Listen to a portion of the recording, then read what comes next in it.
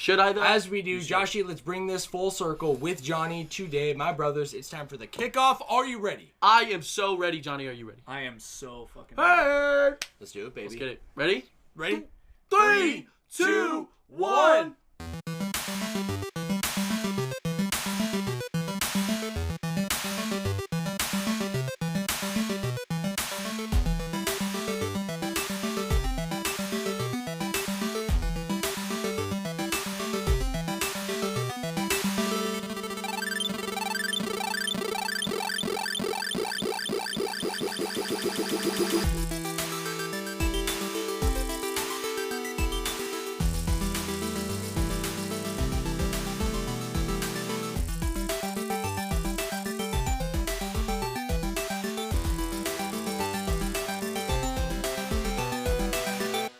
What is good, my friends, and welcome back to the official Flash Brothers podcast. I want to preface real quick. I am actually very under the weather right now. I'm feeling super sick, but I've got a couple of boys with me today to back me up and make sure this cruise is going smoothly. And who are those boys? Hey, Joshi. 1 second, brother. We will get there. He's spoiled. Because today marks Season 3, Episode 38, my friends. This is the second episode of Season 3. So excited to say, and I'm definitely behind, and the sickness is not helping for getting things up to date on like Patreon and whatnot, but the beauty of this show and this just whole production we got, Joshi, is how it is evolving with us, right? Absolutely. So, my name is Samson, whatever you want to call me. I'll be the captain taking command through today's voyage, my friends. Joining us on today's expedition, first, the Star Warrior himself, my brother, roommate, one of my best friends. I'm back. Joshi. I'm back, guys. He's back, He's baby. alive. Hey, everybody. I didn't die in Mexico. And he did not die. Joining us today, Joshi, Yes. is also the muscle man, meat man himself. the muscle meat man. It's him. Wow. Oh my God. Johnny. Johnny. What's good, brother? How we doing? I'm doing good. Let's go. Let's I go. love I had to pause. anticipation. Let's go. Sorry, I was Yeah, no, he was I winding was up. trying not to throw Peachy again. to be Yeah, honest no, with you. Peachy? his Yeah. default response is, when I dude, see him at the Peachy. bar Remember how every day. I just gave you Johnny, shit how about- we doing? Yes. I just Peachy. gave him shit about like repeating yourself on Yes. the same like lingo. Yes. And I'd say Peachy so much because it's so funny. You So, throw people off stage. Where are you to talk, man? Where are you to talk? Nowhere. No. Nowhere. He's like, where am It's I like, to dude, talk? where do I start? Yeah. No. Well, Guys, let's... this is Peachy. I'm going to cut to the chase. Cut to it. We have our brand new section right now, What? Pop Topic. No way. So introductions are ensued. So this our- was done last week. It was, Yes. yeah. And we I wanna- had Pop Challenge last week. Challenge And last so week. I'm making Okay. it fresh every week. You There don't you know go. quite It's a curveball. what to I like expect. that. Yeah, it's a curveball. I like but I it. thought it'd be fun to insert before we even dive into a catch-up because pregame really is an extremely casual catch-up. So instead of doing like a back-to-back, Yeah. let's just insert something that's just fun and gets our brain churning, okay? I'm with And it. today, because I'm sick too, as I kind of said in pregame, I'm kind of taking more of a backseat. And at the beginning of this episode. Yeah, at the beginning too. Thank you, Josh. Yes. I'm gonna kind of like guide this cruise, but I'm gonna kind of leave it to you guys for like the meat of this episode, if that's cool. And you guys are doing a fantastic Well, job. I fucking who's love better hanging out as with you a guys. thank you. Yeah, and I dude, love hanging yeah. out with both. No, of you because guys. that's what it is. Really. Who's better It's for the like- meat than the meat man himself? That's what I'm saying. That's all I'm That saying. is what The I'm meat saying. man. The meat man himself. Isn't that So, his intro? The meat man. Yeah, well, I don't even know what the fuck I said. I You said like the some man, the meat, meat, the meat man. man meat stick, something like Meat that. stick? Where'd the Yeah. stick come from? Well, he is a big stick of meat. Look at this guy. He is a Are big you stick. serious? Dude, This I'm a guy very actually is- like compact. No, stack. You no. saw know? pre-Captain Yeah. America, Right. And then there's Johnny. You know what I'm Johnny saying? right Yeah, after. it's just he gets out of the machine. You guys know shawarma? Johnny comes out. Shawarma. Yeah, you know how shawarma is like it's basically a stick of meat, but it's a big stick of meat. Yes. And they cut meat Yeah. off of Yeah, it. yeah. That's what you are. Yeah. You're Yeah. chicken shawarma Johnny. Marinate that Shawarma. shit Wait, twice chicken and throw it on a menu. You know what I'm Abso-fucking-lutely. saying? Slap it down. That's what I'm talking about. Guys, Slap that shit on today's pop topic is Yes. Pop debate. Okay. Oh! I got something real simple for you. And He's already putting us against he's each putting us other. against I each know, other. Why I would know. you do this, Sam? I have to, bro. Right when we get started. I'm gonna be honest. The person who gave me this idea was actually Johnny. Johnny, you're putting me and you against each other. Yeah, he didn't know he was. He's like, you setting it know up. what? I But kind of this want to is- do a Here's versus. the deal. it back, There was an dog. episode idea Change that I it, threw change out it. there on Cast Live. I think in season 1 What was it? of debate, Flash versus, if Flash you will. versus. Okay. Okay, here we go. We will do this, but Johnny, you alluded to your love for Lara Croft and Uncharted last week. Wow. So I thought the pop debate Wow. today would be Uncharted versus Ooh, Tomb Raider. This is gonna get heated. Yeah, that's I'm all sorry. right. Yeah, it should be. So- I know how passionate you are about Uncharted. I Josh. wanted to set that So up. I'll give you the floor. Hold the fuck No, up. I want to set it for all Yeah, three of us. you set it up. I believe, personally, no. Before we get into that, you are a Lara Croft fan, correct, Sam? I sure am. And you are I'm a hardcore Uncharted fan. okay. Okay. Why do you say that as if there's a but coming after that? But Lara Croft is pretty No. good, bro. Okay. It is, bro. Okay. It I'm is with good. you. I'm with you. So I'm a tough customer for this. I'm gonna set it up right now because the truth is I started the Tomb Raider reboot. Right? Okay. The one from 2016? No, No, it was like- 2014. Oh or my 15. god.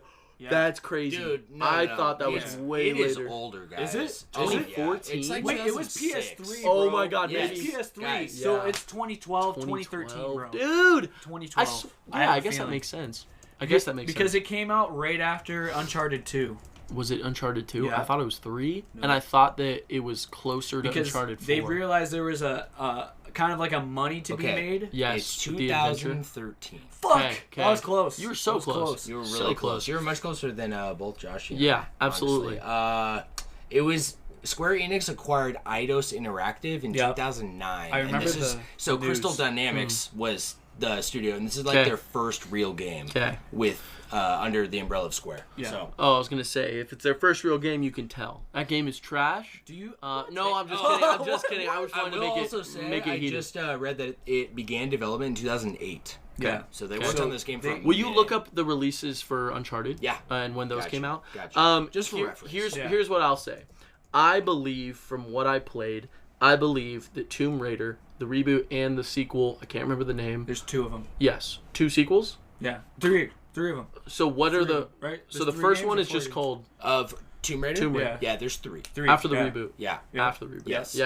Okay. Rebooted. And specifically for me, Yes. I'm coming debate side from the reboot only. Yes. Johnny, you have played some played of the the originals, OGs. right? I played OG's No way. Angel of Darkness, Okay. and not the one after that though. I Yeah. didn't even waste my fucking time with that. Was it bad? I'm guessing it's bad. Yeah. So I've got 2 tidbits of info. Number 1, for the 3 Tomb Raider games, right? We have Tomb Raider, right? And then we have Rise of the Tomb Raider, That's the right? one. And then I think it's Shadow of the Tomb Raider, Maybe. Yes. but with the Shadow crescent of the Tomb moon, Raider. right? Yeah. Yep, the end- Pretty sure that's That's- what it is. that's- I could be wrong. Maybe I should fact check. That's the one that she goes a little more hardcore on being an actual not like psychopath, but she becomes more becomes of the a- Tomb Raider character. Ah. She becomes a little more sly, a little more sleek, a little more more like Lara dangerous. Croft. Yeah. She becomes very deadly in that game. That's pretty cool. Yes. And so my whole point being that I believe these games are good. I Yeah. really do. And I believe if you want a good action adventure game, those are probably a really good bet. Yeah. I will say though, I did grow up on Uncharted, and those were my By the way, 2007. favorite. Yes. Yeah. For the first Uncharted. Yes. Yeah. Because Uncharted 2. When was it? When did that come out? Can you look them all up? Yeah, I got be you. able So to? Uncharted 2, 2009. Yep. Uncharted 3, 2011. There you so go. 2-year development cycle. Dude, that makes me feel old. How old were you when that game came out? What was the first one? Or the second one? You're talking about the second one? 2007. I was 7 years old. That's the easiest way to Wow. remember my age. Oh yeah. Is 2000. born in the That's 2000s. how I do it. I do Yep. 3 more Yeah, than the year. that it is. I just have to think, what the fuck is the year right now? Which is harder than you might think.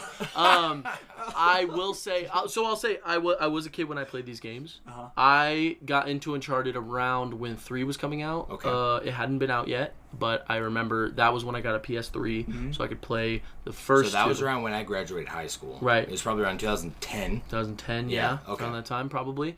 I had just gotten a PS3, and I had gotten it to play Uncharted. So I'm extremely biased towards Uncharted. I just want to set that up right now. Yeah. Actual facts. I believe those are the best action-adventure games. Not just because I'm nostalgic, though. I don't think there is a better character to throw into a giant mix of mayhem than Nathan Drake. What a charming fucker, dude. He's so charming. Yes. He's so charming. He's so charismatic. He's so funny. Everything that happens in the game, it's like, of course he gets tested. Of course he goes through some tough shit, right? But at the core of the game, it is fun. Yeah. No matter what, the game is fun. And it's having this almost like lighthearted tone because of Drake. There's even characters around him who might be a little bit more serious, and it's just who he is as a character, right? He finds himself very humor and Absolutely. He loves the fact of he has self-deprecation. And I think that's what brings him down to earth. And you're like, yes. I relate to this guy. I relate to this guy because he's the most handsome man. He's like tall, beautiful. Right. Yes, sir. He goes on insane fights. He has the best core strength of any human who's ever lived on this Dude, his planet. fingers should break. His fingers should be broken. His arms should be broken. Yeah. You can hold on the bottom of a yellow ledge and just like just pump forever. It's incredible. But at the core of the game, what it is it almost is like it's prioritizing fun. And I feel like and I'm going to talk from someone who hasn't played it on Crushing either. So the game prioritizes fun, right? It does. But it also brings challenges in unique environments that I love. To be honest, I think a third-person shooter wouldn't work so well if it weren't Nathan Drake and if it weren't the setting of Uncharted and didn't have the game design that it does. Those segments, like finding places to run and gun, finding the treasures, the openness to each area, it really does have this feeling like you are on an adventure, even being as linear as it is. Yeah. Right. And when I started Tomb Raider, the first one, I felt as if I was going in hoping for something that could possibly capture that fun feeling, and it's definitely not really the is feeling, not. I would No, say. it is not at all. Tomb Raider is and not. In my opinion, if I'm gonna sit down and play an adventure game where I'm exploring things, I'm searching for treasure and those kind of vibes, I would probably opt for a more Indiana Jones-esque feel, right? Where there is seriousness, there's gravity. Charm. Yes, but the charm in Uncharted is just above anything. So if someone came to me with both games in hand, said, which series should I check out first? Don't worry, I'll check out both. Which one should I check out first? I would absolutely say Uncharted. I would say this is the definitive action-adventure game that will charm you off your fucking tootsies, buddy. Fair. Off your tootsies. Fair. But I don't disagree with anything you said. No. To be honest. No. It's tough to. Just to include this as a debate. Please. It's a flash debate. If we're going to go... Set up by Johnny. Let's go 1, 2, and 3. Okay. Okay. No 4? No. I'll get there. Okay. So, if we're going to go first game, okay? Out of both Tomb Raider, the originals, and the reboot. My bad. I had a stutter there. That's okay. That's okay. You had to reboot real quick. I did. Yeah. And reset. Okay. And anyways, so in the first Uncharted game, yes. All right. I'm gonna just say the first Drake's 3 of the Lara Croft games that did come out on PlayStation 1, they were never seriously narrative based. You were going to like stage to stage. It was a classic video game. Okay. She handled like a tank. Okay. Not really good. And on top of that, it was just the game of the product of the time period. So I'm going to eliminate that whole trilogy altogether, even though to me, it was great. Beautiful. It was retro. Okay? It was retro, and it probably holds value now as a retro if you game. played, for instance, if you went and played a Nintendo 64 game, name any of them.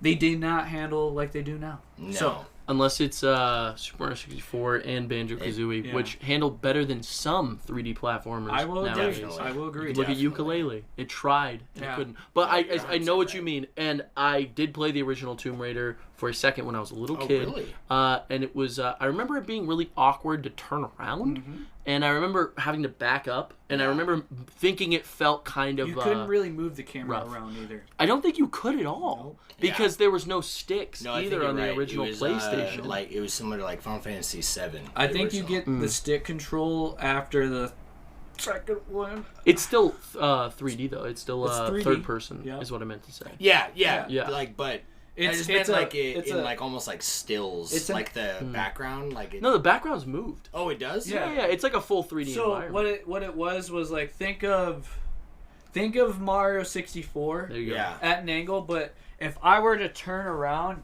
the camera would follow that angle. Right. Oh, okay. Okay. Yeah. But it was very 3D oriented. Right. It was kind of fixed, really. Yeah. I don't know if I'd like that. I don't know if I like free I don't know. camera. I was a kid. I'm so used to free camera now. Yeah, Even Mario 64's free camera's kind of bad. You didn't but like, have that. You have the option. Right. You didn't have that extra input to rotate. Yeah. Because the remote was just not built for that. Right. No, it didn't even. It the wasn't a original dual didn't have shock. the sticks. It wasn't a right. dual shock. And even there's some other 3D games where automatically you don't naturally turn around with the camera completely. Like Ocarina of Time is a great example. You have your camera, Z targeting, which will completely rotate Reset your the view. camera. Yeah, and that I feel like That's works kinda probably it. the best of like an older game where I would go back and I'd be And like you don't comfortable have, with like, that one.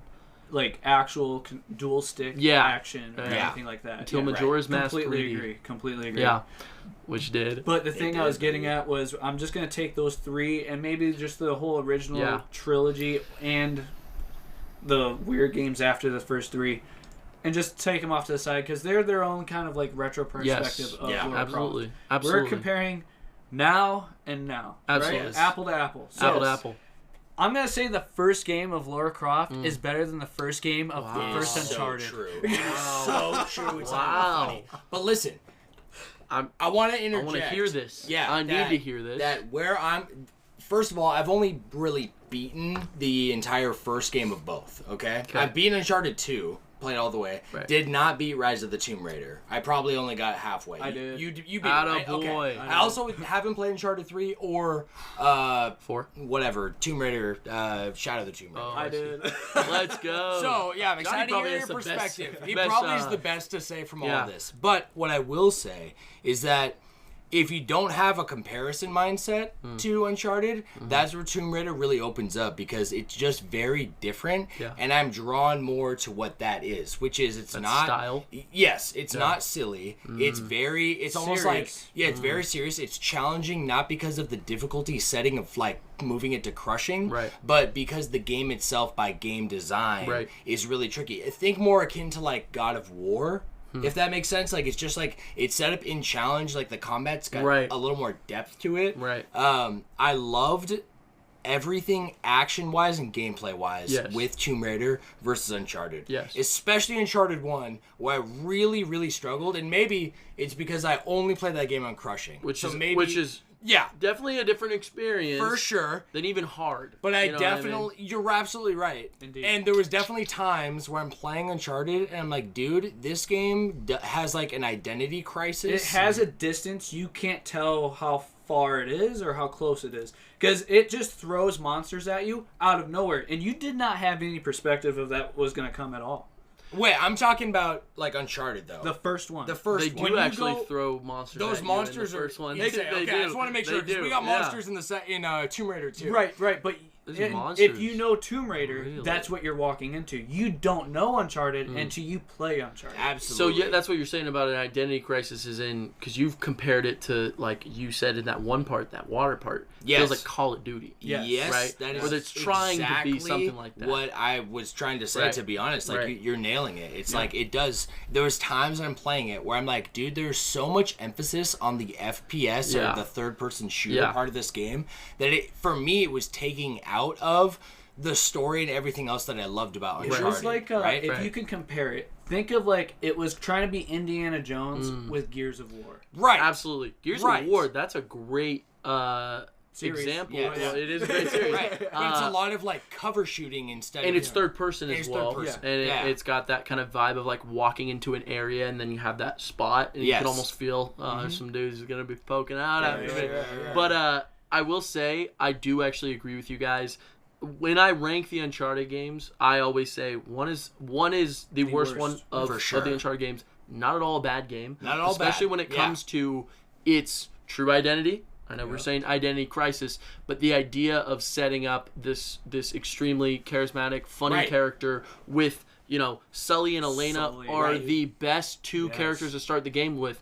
But to be honest, I always rank it at the bottom. So I'm going to be real with you. I think if we're comparing those first two games, Tomb Raider might have it. And it has to. I can't fight too hard on it because all I have is my nostalgic thoughts of it, but that game made me cry as a kid. Hey. And I played it on easy. There's merit. Damn, dog. No, that last thing on the boat, you remember that? Oh, yeah. The snipers who were I remember I was crying, I called Blade. And I was like, I can't do this. I can't beat the final boss. Come over here, bro. And I literally asked him. Tough. Yeah. So tough. Even that final fight, he's got like a shotgun and the barrel they're not barrels, they're there's like crates. Yeah, and, they break. Apart, Boom. And literally you have to keep diving, finding cover, shoot a little bit, and try your fucking best. You're timing it out. You're trying to race to him to knock the gun off of him. Yes, exactly. And that is tough to do. I'll tell you that much. So tough, he shits on you 20 times before you understand what you're doing. Yes, I can give that first one to Tomb Raider. Okay, I can do that. And you know what? I'm cool with it shifting after that. Also because I haven't beaten them, so I can't say for sure. Right. But what I will say, what I love about even what was set up for Rise of the Tomb Raider is the tone is completely different in a good way. Like, honestly, it's just different. It's like you're not playing God of War. Really is a better example of what it feels like playing the game. It's just very serious. And it's very like, it's uncovering lore in a very similar way to like Indiana Jones or like Uncharted, right? Where it's like, oh, you're uncovering mysteries of the world, but the mythology is almost just like ingrained into it, so it almost always has to do with like some spirits or some like other ethereal beings. That and is shit. cool. I like that. Yeah, and like just how Laura handles it as a total badass, it's different than like a very relatable hero like Nathan Drake. You know what I mean? I can get behind that. Yeah, I absolutely can. I will say I think those games absolutely have some growing pains in the first one, and even to a degree the second one. Yeah. But I will say that I believe that second one is one of the best linear games out there. Uncharted 2. That game is legendarily fucking fun. I will say one last thing, and then I'm done with my thoughts on both of these, which is there's very similar gameplay aspects with a game that now is in the middle, which I think is The Last of Us. Okay, and The Last of Us, a lot of the like the shooting and all these things, like they basically took what they were doing because the same team, Naughty Dog, right? Yeah. So they took what they learned from Uncharted, and it almost, because I played The Last of Us first, it almost like makes me really see the growing pains, right? And be like, damn, because this is how they incorporate like the fighting in general, the combat inside of both Last of Us and in Tomb Raider, which is that each fight is almost like a mini puzzle, right? Yeah, so like, absolutely. And you know this when playing The Last of Us, it's like, a group of enemies comes up. It's not an infinite spawn type of game. It can be with the zombies, but you're probably not trying to fight if that's the case, right? That would be a run moment. Uncharted struggles with that. That's the Call of Duty thing for me. It's like, oh, dude, it's waves of enemies. This isn't fun. Yeah. But if it, I really like when there's intentional combat to games that are like this, right? And so I really respect that about Tomb Raider, because when enemies coming at you, it's a mini puzzle because you can tackle this entire scenario a multitude of ways. Just like in... I like the sound of that. You know what I mean? Because I'm a huge fan of Last of Us. If anything, that game... almost some of its fights feel like a strategy game. Yeah. Right. You're literally like using like your environment and like takedowns, or even just like the combat scenarios as each move on a puzzle piece, right? Exactly. And the game knows that, because if you die, you start right back at the start. Right. And then you're like, okay, frustrated, but like, absolutely, it's probably good. You got to go at it with a different approach. With a very different approach. Actually, very similar to Metal Gear Solid. Wouldn't you say? Is it I now? think it's right on the nose. Yeah. I'll wrap with this. I believe all 3 of the original Uncharted games are the growing pains to, and I'm not even making a joke, to what I believe is like a masterpiece, which is Uncharted 4. I think that game holds all those other games almost as like, that's the prequel to this game. Yes. The combat is seriously much deeper. The weapons are so, absolutely. The traversal is like leagues above what it was before. Not even, and I'm not even going to mention visuals because the visuals are incredible. Right. But to be honest, if the gameplay's shit, what's the point of some pretty looking colors? Yep. You know, I'm not a little kid. I don't need the flashing lights in front of my face. Ooh, ah, ooh. This is beautiful cocoa melon. So, my point being that in a similar way that it's hard to compare those first 3, you know, where Tomb Raider already had some of its legs, which were those very, very early on games. First games. That's why I was trying to say, like, the identity of Uncharted 1 was you were kind of stumbling through it. Yeah. Because it was so much based on, like, 3D shooting. Absolutely. And platforming at the same time, but on top of that, like, just the fit and polish wasn't quite as good as the first Tomb Raider. And I'm pretty sure... And also, just so necessary because we wouldn't have Uncharted 4 without having Uncharted 1. That's what I'm saying. And I'm pretty sure Naughty Dog, before that, they did Jak 3. Yeah. I'm pretty sure, and that's a pretty different... That's a platformer. Yeah, a platformer. Kind of like an adventure game. But it's not realistic. No, right? I mean, it has a little style with the Mad Max style. Gameplay-wise, it's completely different. It's an amazing game. I'm a big Jak fan. Yeah, absolutely. Are you really? I love Jak. Wow, dude, that's so cool. Ratchet and Clank and Jak was exactly what I grew up on PlayStation 2. And Lego games here and there. You play those remakes of Ratchet and Clank? Yeah, I have, and I've bought all the Jak games. There you go. I have them on PlayStation. Yes, Jak X. Yeah. Jak X. That's the best kart game ever. No way. You could play it sometime. Yeah, dude. So that's my whole point is that, you know, I believe, and at the end of the day, I'm going to say Uncharted 4 for what it does as a game. Yeah. I think it is the growing pains grown out of them on a brand new system. And with that said, I'm going to say Uncharted 4 is objectively the best game ever. Okay. No, I'm just kidding. It's better. I think it's better than the Tomb Raider series. I'll say that now. Can I just intertwine, and I'm just going to wrap it up really quick too. What's yours? I am 100% on the same page with you. Uncharted is by far... Cut it there. Yeah, done. Next topic. Next topic. I'm not even going to talk about it. So Metal Gear. But seriously, though, I agree with you. Uncharted is the best out of the 2. Okay? Wow. But Uncharted 2 is the best out of all the Uncharteds in the writing. The writing in that game is so peak. Good. Period. You can tell the difference between 2 and 3. You can. They went PC almost. Almost. I would say it grew up. Yeah, yes. I would say it's more. Yes, absolutely. I also think I like the wit of the second game. It's so good. The additions of those characters, even for a long time, like these characters show up in almost throughout anyone. The whole rest of the series. Chloe Cutter is like one of my favorite characters. Yes. Yeah. She stars her own game. She does later, which is awesome.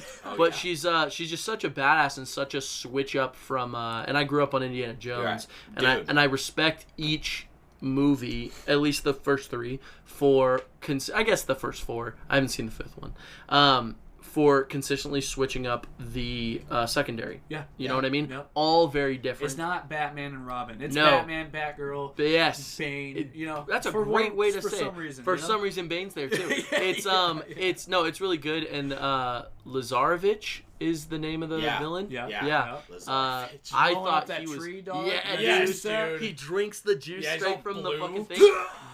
He's saucy, bro. That villain is just so threatening and so. You want to kill his ass. Oh, absolutely. But like, he's got those scars on his face. You know, people have tried. He's this like, oh my god, like the amount of aura around that one. It's really cool. And it's I actually it's incredible. It's crazy because even every point you guys have made towards Uncharted. Yeah. Like, you're Tomb Raider doesn't touch any of this. Okay? Because who is talking about characters from Tomb Raider other than Lara Croft? You're not. No one. Nobody. Lara Croft is the only character you really take care about. Right. And writing isn't really a concept I'm worried about in that series. It's just for a very different reason, right? They're very different games, it sounds like. And so, like, if anything, Tomb Raider is, like, almost just peak from a gameplay standpoint. It itself but as a game. every other aspect, even with gameplay, how it has evolved and become different. Like, I respect that for the entire Uncharted series. And to be honest, too, the puzzles like, because writing and story, it's so important. It is. But I will give this, though.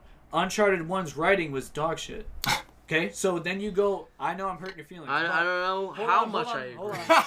When you go to Lara Croft, the first of the remake, okay, the reboot sets up.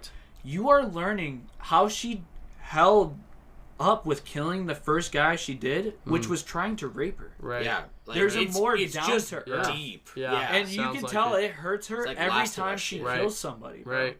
That is beautiful stuff. Yeah. I love me some good character writing. And then after that, they just don't carry that same pressure. No. So, but the thing is after this, or the Shadow of the Tomb Raider, which is a phenomenal game. Okay, it's a more commando styled, like jungle warfare badassery. Okay, and I love it, bro. I love it.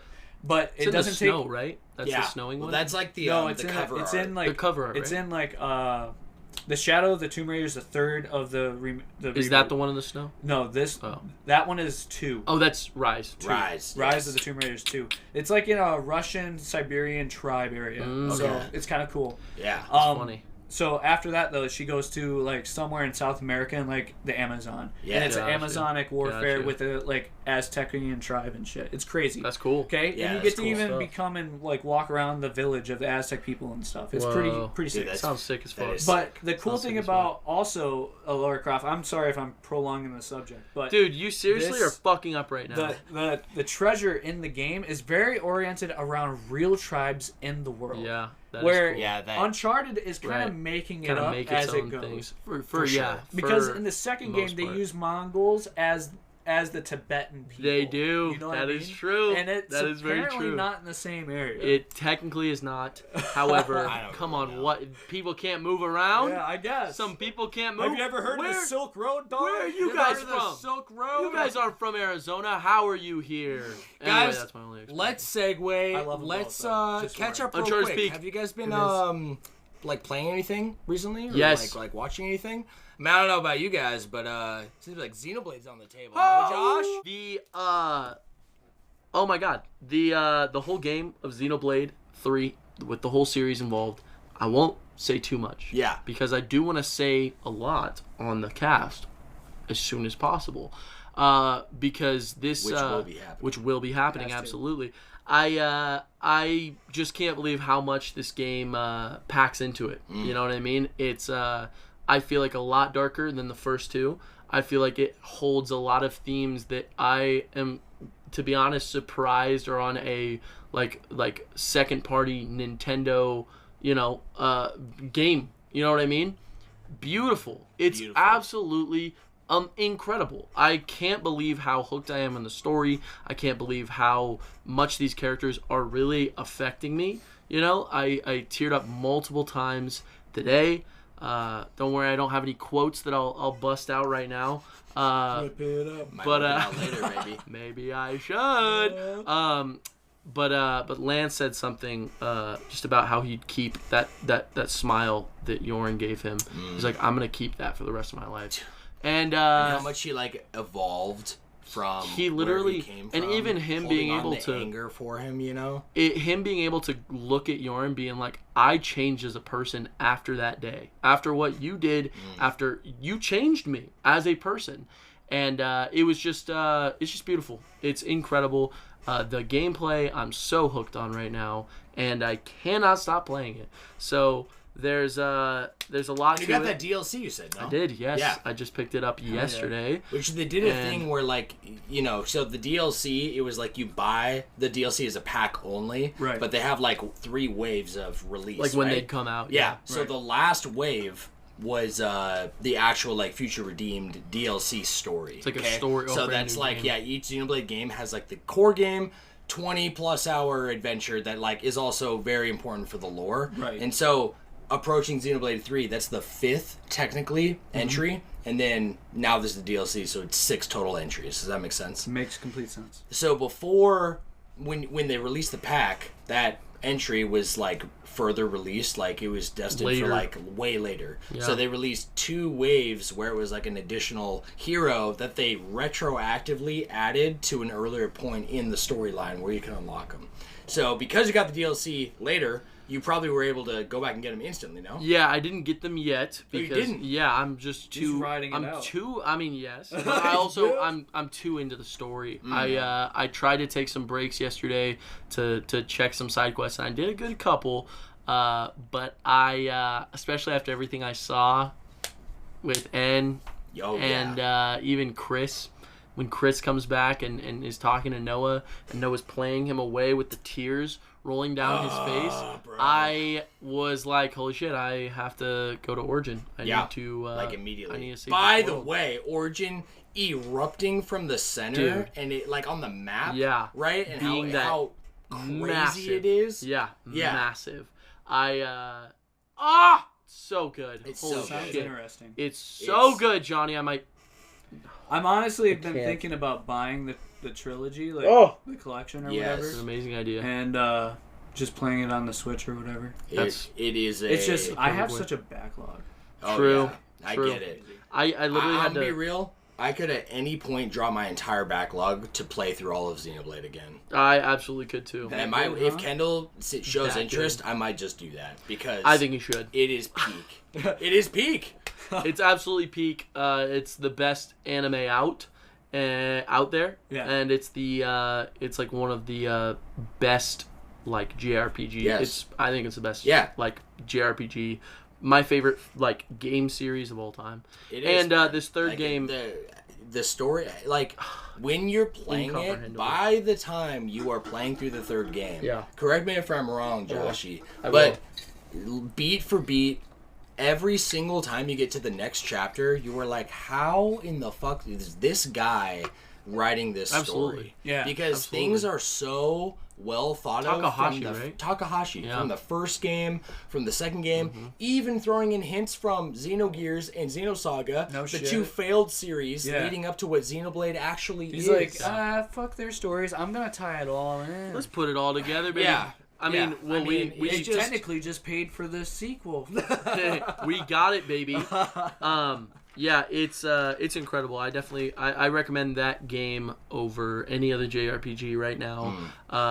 I also think they all stand alone to a degree. Right. But I'm not kidding. I think you should play all of them. You really should. I think the third one is also paying really hold up to like I feel like you could just play the third one. And I would say how epic the feeling of these 2 universes. You could. Right. I genuinely would fight for someone to play the first 2 and just experience the story and put it's piecing together by yourself. And I'm the type of guy, I theorize about everything. I'm a One Piece fan. Yeah. So I'm playing this third one. You don't even know what the treasure is at the end. Fuck no. No, I don't know anything about One Piece right now. Bro? We don't know what the One Piece is. We don't know what Shanks is doing. We don't know what Blackbeard's whole deal is. Yeah. We don't know anything about the Will of D. We don't know who Joy Boy is. Every aspect of One Piece is in the dark right now for us. It's a huge mystery. So Xenoblade is just hitting me the same way. I'm constantly theorizing. Some of my theories are correct. I will say this one is very relationship heavy, a lot more than the others. A lot more. I love it. Dude. I'm literally like giddy whenever there's like a cute moment. There's like 3 couples that are introduced in the beginning, and I didn't know if they were going to roll the route because animes do this a lot of like friendship and being just genuine friends. Right. Like they tie it together too quickly. Well, absolutely. Yeah. And but the writing in Xenoblade is seriously peak. It really is peak. And it expands in the most satisfying way. So satisfying. Somewhat unlike the first 2 games. Like it fully goes into the backstory and emotions of these 6 main characters. So beautifully. Which is that's so difficult to do, but it's masterful. Yeah. It really is. I have a brand new theory, and I'm not going to speak too much on this. But I think, holy shit, I'm not kidding. I'm going crazy with this. This is live. I think Riku is one of the descendants of Riki and his family, his massive family that we see. I believe he's one of the descendants because when he saw Melia, when she was teleporting away, going back to Kevis Castle, he literally does like this. He's like, and she goes, and they like recognize each other. And Noah has said multiple times, he's like, who are you, Riku? Like, you are, how does he know about Lucky 7? Every time, when Mia was about to get executed at the homecoming, he literally is like whispering to Noah, he's like, don't forget about Lucky 7. Like, you have been trying to summon your sword, but you haven't truly summoned Lucky 7. And then afterwards, even Noah's like, how do you know all this? He's like, Riku, very smart, Napon. Riku, very smart. Third person? Like, yeah, it's so good. It's so good. That's how all the Napon talk. And so I was like, holy shit, is this guy someone big? The fact that he recognized Melia and Melia recognized him is enough evidence where I think he could be a descendant of Riku, but also Riku's son in the Future Redeemed. I think there was a reason they showed 2 of his kids, because there's always Future Redeemed is the DLC that came out. Yep. They worked on it right before and while they were working on 3. Right. So they made sure it was going to twine. Yes. Perfectly. But when we played it, we were like, why is some of this stuff in here? Right. Why are Riku's kids in this? It honestly posed more questions. I'm sorry, Riki is what I meant to say. Riki. Riki's kids. Yeah. It posed so many questions. Who's the Fog King? What is are these worlds connected now? Why is there's structures? What's happening? What's going Melia on, then also bro? becomes the queen. All these details, and there's 3 details that I'm thinking about. The Fog King, the fact that the whole story was about Melia becoming the queen, and then seeing multiple things about Napon and also just Riku's extended family. I believe all those are payoff where the Fog King is Mobius in its pure form. Yes. Because they explain, or Melia explained recently, that it's kind of an embodiment of hatred and this kind of negative emotion that exists within humanity. And Z, X, and Y all weren't humans. They are pure Mobius, right? And I am pretty certain that was what the Fog King was. An early iteration of like that, what Mobius is. Do you think he like separated? I think it's the same thing. I think it's a bit of a harder concept to think about, but I'm in Origin right now, and there's enemies that are all made out of like that purplish fog. Negative matter. Yes. So that's my first theory, and then I think Riku is absolutely a descendant of Riki, and these Napon like they said he's either like 7 like Napons who like build shit. Yes. Yeah. Yes. And they built like 7 swords. I believe that was one of his lineage, and that was his family. Okay. And I think that was Riku's kids. I think or Riki's kids, sorry. Anyway, yeah. You guys mind? I'm going to pause real quick. Let's take a break. Let's do it. Yeah. Ooh. Another one. That was a good first crack. Another one. Like one single crack. It was. It was very solid. Very solid. Guys, I'm going to be real. I'm fading fast. Let's fading. I know, dude. This this sickness is like everything up here. So like my body feels totally fine. I have like energy, but it feels like there's just like this like depressed weight on my face. So and your feet are disappearing. Like they're slowly going up. No! You're fading away. Sam, have you ever heard the saying, the bigger the flame, the faster it dies out? Anyways, guys, let's get plugged in. I have not heard that, but I love it. The Flash Bros podcast, which I'm calling Multitap. My friends, welcome to the official podcast. This show is essentially 2 best friends sharing casual discussions centered around our collective interests. We blend retro and modern topics framed around gaming, anime, and our further diverse passions. That's right. Our focus is set on spreading positive vibes within the duality of informal yet comprehensive and informative content, while building a vibrant community where you could join us. Set sail and become a part of the conversation. You know what I'm saying, Joshi? Yeah. You pointed at Johnny and you said and you can be a part of it. And he literally He's is. literally a part of it. You know what I mean? But you guys just listening is good enough too. That's also perfect. You are there. That's just as We want to make it feel like everyone is involved. You know what I mean? Yeah. Building this big community for all of us. So my friends, our episodes are shifting a little bit. I'll be honest. Yeah, after this last week too, just to give myself even more kind of like breathing room in between jobs, because my job is still not letting off of its reins of work. I might even be looking at working 4 days through the summer, which would be the first year it's different. Because I usually go down to like 2 days, just Thursdays and Saturdays. For instance, when they slow down, they have to save up money to make sure they can afford everything else. Absolutely. Wow. Like, Tina expects you to work your ass off. Get that money now, because it ain't going to be here later. It ain't going to be there. But now they're popular enough. Yeah, it's kind of building. Is that it? Is just popularity? Yeah, and I mean, just, working in the outside especially, like, it gets really hot, right? So usually people aren't thinking about going out. Yeah, unless they think of a place with misters, which is coming soon, baby. I just got the okay from Tina. Oh, yeah. I can sit there wet? Oh, my God. You know what I'm saying? Yeah, we're going to do a bathhouse, actually. I like whole different vibe. Yes, you can just but the rodeo goes year-round. Those guys ride no matter what's happening. Just a little bit. So it recycles in the misters. I'll get us on track. The episodes are going to be dropping Saturdays at 5 a.m. with pregame dropping 24 hours in advance. I actually still try to get pregame out on Thursdays, but I'll kind of go with the fly, see how it's going. But it'll definitely come out at least a full day before the actual episode drops on Saturdays at 5 a.m. Here's my question. Yeah. Johnny, do you work Saturdays? That's important. It is important. Because you're the first person who listens. So you're going to be on... Yeah. Oh, that's perfect. Yeah. You're saying it like it's sad. You're going to be the first one to hear these episodes. I want a Saturday off. He wants a Saturday off. There's tears rolling from his face. Yeah, well, don't we all want Saturdays off, Johnny? Sorry. Wouldn't that be amazing? Wouldn't it be beautiful, by the way? Gosh. Man, come on. So conceited. So, you can find the show anywhere, my friends. Available on YouTube, Spotify. I mean, personally, I use Spotify. Caleb actually sent me a text after last episode where I thought he used YouTube. He's like, "You silly boy, I work. I listen on Spotify." Nice. So I did not even know that. Like a real G. Like a real G. What did he just say? YouTuber on YouTube. What did he say? No. What?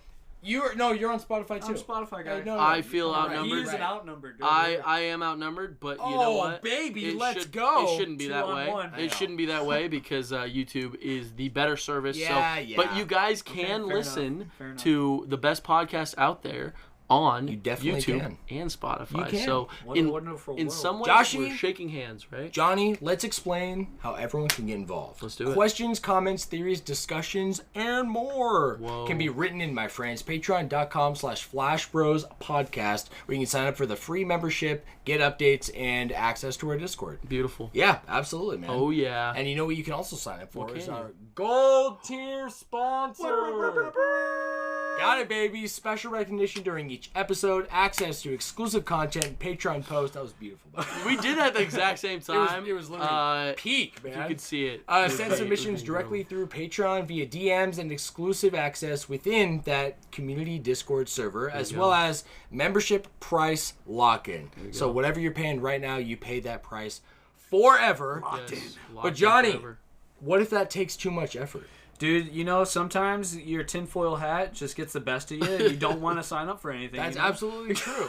And that is okay. That happens to me all the time. Yeah, absolutely. Happens all the time. Send us an email, my friends, flashroastpodcast@gmail.com, or simply respond to this week's Q&A, which is live on Spotify each and every episode. That's right, baby. Your support, honestly, my friends, means genuine growth for the channel and our community, and we appreciate and love every single one of you. Every person who's listening right now.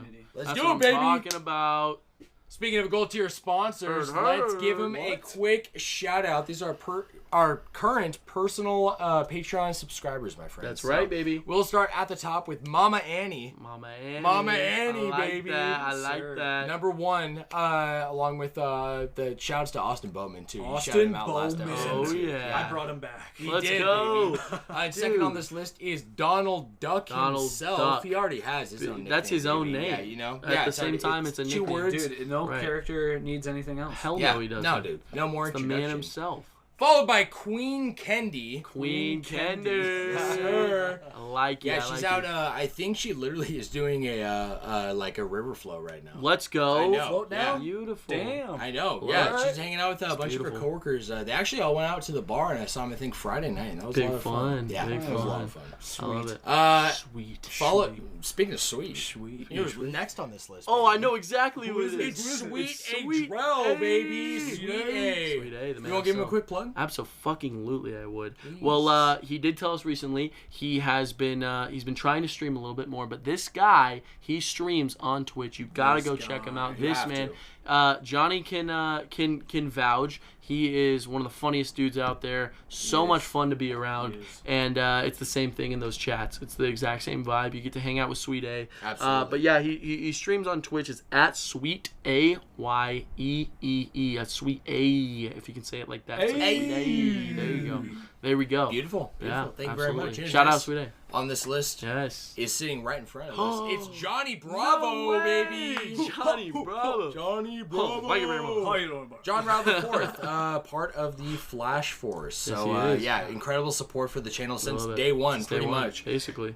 Excuse me, which was awesome because I didn't realize how much of a gamer Johnny was until the podcast started coming out. And I started it's funny because I didn't believe in Sam. Like when people tell me he didn't believe in you, bro. When people tell me they're a gamer, you're like, yeah, okay, yeah, you're a gamer. Yeah, but usually that inclines like someone coming up, walking up to you and saying, "I play Call of Duty." I'm right. That's it. That's it. Call of Duty. We're not on the same page. You play Fortnite. Yeah, but somebody who and especially with the rich history you and I both share from childhood and all these games. Yeah, it is similar and different. Yeah. And so it's awesome. And so he came out of listening to the very first episode and he's like, so I didn't realize you were like a real gamer, bro. And I'm like, oh shit. Dude, I was like, holy fuck, are you kidding me? Absolutely. I got some shit to talk about. Absolutely. Yeah, that's beautiful. Always man. a pleasure that's having him beautiful. on the show, man. Well, I got to meet you through knowing that you were a real gamer, and I love that. That was a beautiful way. I mean, I knew that I was gonna. If you guys are calling your house the Smash House, come on.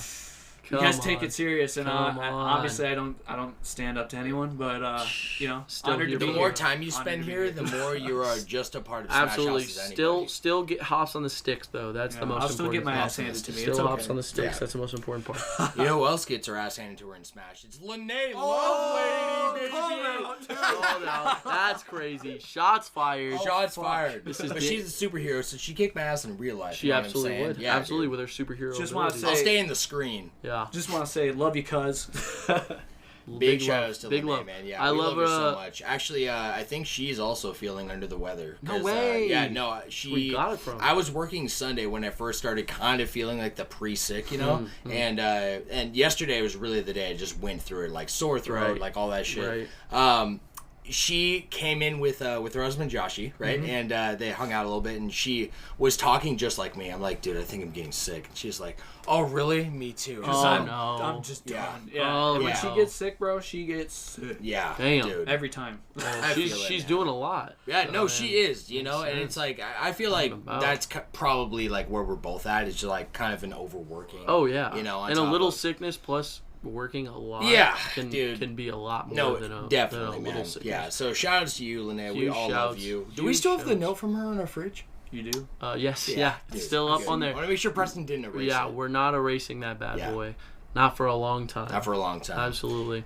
Yeah. Let's also shout out, while we're on the topic of our friends at the bar, Mikey Sandoval of the Sandoval 7. The title's in the name, baby. Yes. Absolutely. And shout outs to Tayden as well. Tayden, man. Shout out Tayden. What a dude. The man. I've actually hung out with him at pool parties when they would throw the kids pool parties. Oh, and stuff. Nice. And I got to hang out with all his kids. Hell yeah. I know them, but I probably couldn't ramble off all 7 of them. So I do like hanging out with them though. Yeah, love the Sandoval 7, baby. Yeah. Love them so much. So deeply. Right? So deeply. So you know who else we love? Who do we love? Daddy Mike. Whoa! Daddy Mike. Yeah, you know who that is. Yes, that's my dad. Yes. That's my actual father. Shout out to my real dad. Daddy Mike, absolutely. Daddy Mike. I feel like it just fits, man. Yeah, absolutely. He's just like... You should make He's it more totally nerdy. a father to all. Right. You know what I mean? Absolutely. Make it more nerdy, but big, Bioshock it. Oh, Big Daddy. Big Daddy Mike. Oh, that's tough. I like that. I'm adding that in live. Big Daddy Mike. He's adding it live. Holy Big crap. Daddy Mike, baby. Just added it. holy shit. No, dude, it fits so well because it makes me think of Big Sam too, and actually, like, the vibe is probably very similar. You know? Yeah, absolutely. Yeah, dude. Absolutely. So also, let's throw in a special shout out for the Flash Force, the Flash Bros team behind making this all possible. We also have Baywatch Brad. Baywatch Brad, baby, because you know, he is on his own fitness journey right now, and while he's taking a little hiatus from music, we have plenty to get us by. We're watching, probably Brad. for forever until he's ready to just come back and give us more juicy fucking music, man. Like, what'd you think of the intro? I loved it, dude. That was so good. Yeah, I actually I was able to trim it down a little bit based off of your feedback coming off of the first episode, and there I think it sounds absolutely perfect now. I think it sounds like an actual like anime opening. Like it's, dude, it does. It's settling. Yeah, it absolutely is. So it's settlingly shout out, and that's shout out Shadow Buddy. Yeah, absolutely. Shadow Buddy and Shadow Buddy music. You can find him pretty much anywhere. So followed by Demon Hunter Caleb. Whoa. Yes, dude. What a name. It's only fitting because Caleb is the Souls master of all the Souls hunters I've ever met in my life. This guy is he's definitely put over like as much time as I feel you and I put into Smash. Caleb has definitely put that many hours into the Souls series. So with him being older than and just difficult games in general. Did he like play the original Dark Souls like Demon Souls? Yeah. Yes. So he was dude, that means he's hardcore. Oh yeah. He was trying to get me into Demon Souls That's back in the day. I'm like, fuck no. Hell no. There's no way I'm touching this. I'm not touching that trash, dude. Fast forward to Bloodborne, and actually it's very respectable. Although, you know, I was gonna play through Demon Souls with Jay. Both Jay and Caleb, but that is still to come. I actually couldn't wait any longer to play Elden Ring, to be honest with you, which has been so much fun. But guys, let's segue right now. Let's cut to the chase. We are cutting this episode a little shorter than most, and we're gonna hop directly into the main topic today, which is a continuation from the last episode directly of Metal Gear Solid 3 Snake Eater, and this is part 2. So I'm just going to give Johnny the floor here, and also want to just make transparent that I only really know about this series from what you said last episode, and a little bit of what we talk about, like sitting at Lene's house. Josh doesn't really know too much about Metal Gear Solid. Not much at all. Yeah. No, not much. And Metal Gear is an entire series. Absolutely. So we are going to be sitting nice and comfortable, and I'm probably just going to not talk very much because I'm not feeling so hot. But Joshy, if you got any questions, please ask. I feel like, Johnny, you should just start with a small summary of what you talked about in the first episode. All right. For those who haven't listened in, maybe this is their first Flash Bros episode, and Joshy sitting here, so maybe we can better understand what the fuck is going on. Make it more digestible. Yeah, absolutely. Because I'll say right now, this is like Xenoblade level storytelling. Damn. Yeah, just in a very different way. I see. Live on this cast, I even got my girlfriend interested off of this talking about it. And she is not a gamer. I'm going to tell you that right now. No. I love it. So we're going to try. Okay. So let's hear it, baby. Let's get it. So the general basis of this is Hideo Kojima literally made a game or a game series that kind of wraps around paranormal activity, a little bit of like the war industrial complex, and just fallout, nuclear threat, terrible things happening, right? Horrible. Okay, so we're gonna start with pretty much the game as itself. Okay, I'll explain everything as we roll through, and We'll start with that, and then if you need like a little history lesson, we'll talk to it when we get there. Okay? Absolutely. Also, Metal Gear Solid 3 is the first chronologically, right? Right. Okay. That's why he chose to start with 3. I see. Yeah. So this is kind of the beginning of the Metal... Is it Metal Gear or just Metal Gear Solid? This is Metal Gear Solid. Okay. Metal Gear doesn't happen until after Metal Gear Solid Peace Walker. Okay. So then the NES games jump in, and that's your beginning. Okay, for instance, all right? Me and you have talked about snakes before, Josh. Okay? We have. And not the real snakes. Real snakes. Of the series, right? Oh, yes. Okay. Yes. I don't know anything about like the snakes, to be honest. All right, let's just... I'm going to break it down real quick, I've heard a little bit. Okay. Metal Gear Solid 3 starts with the original Snake, okay? Yes. His name is Naked Snake. Naked Snake. Naked Snake, Easily. okay?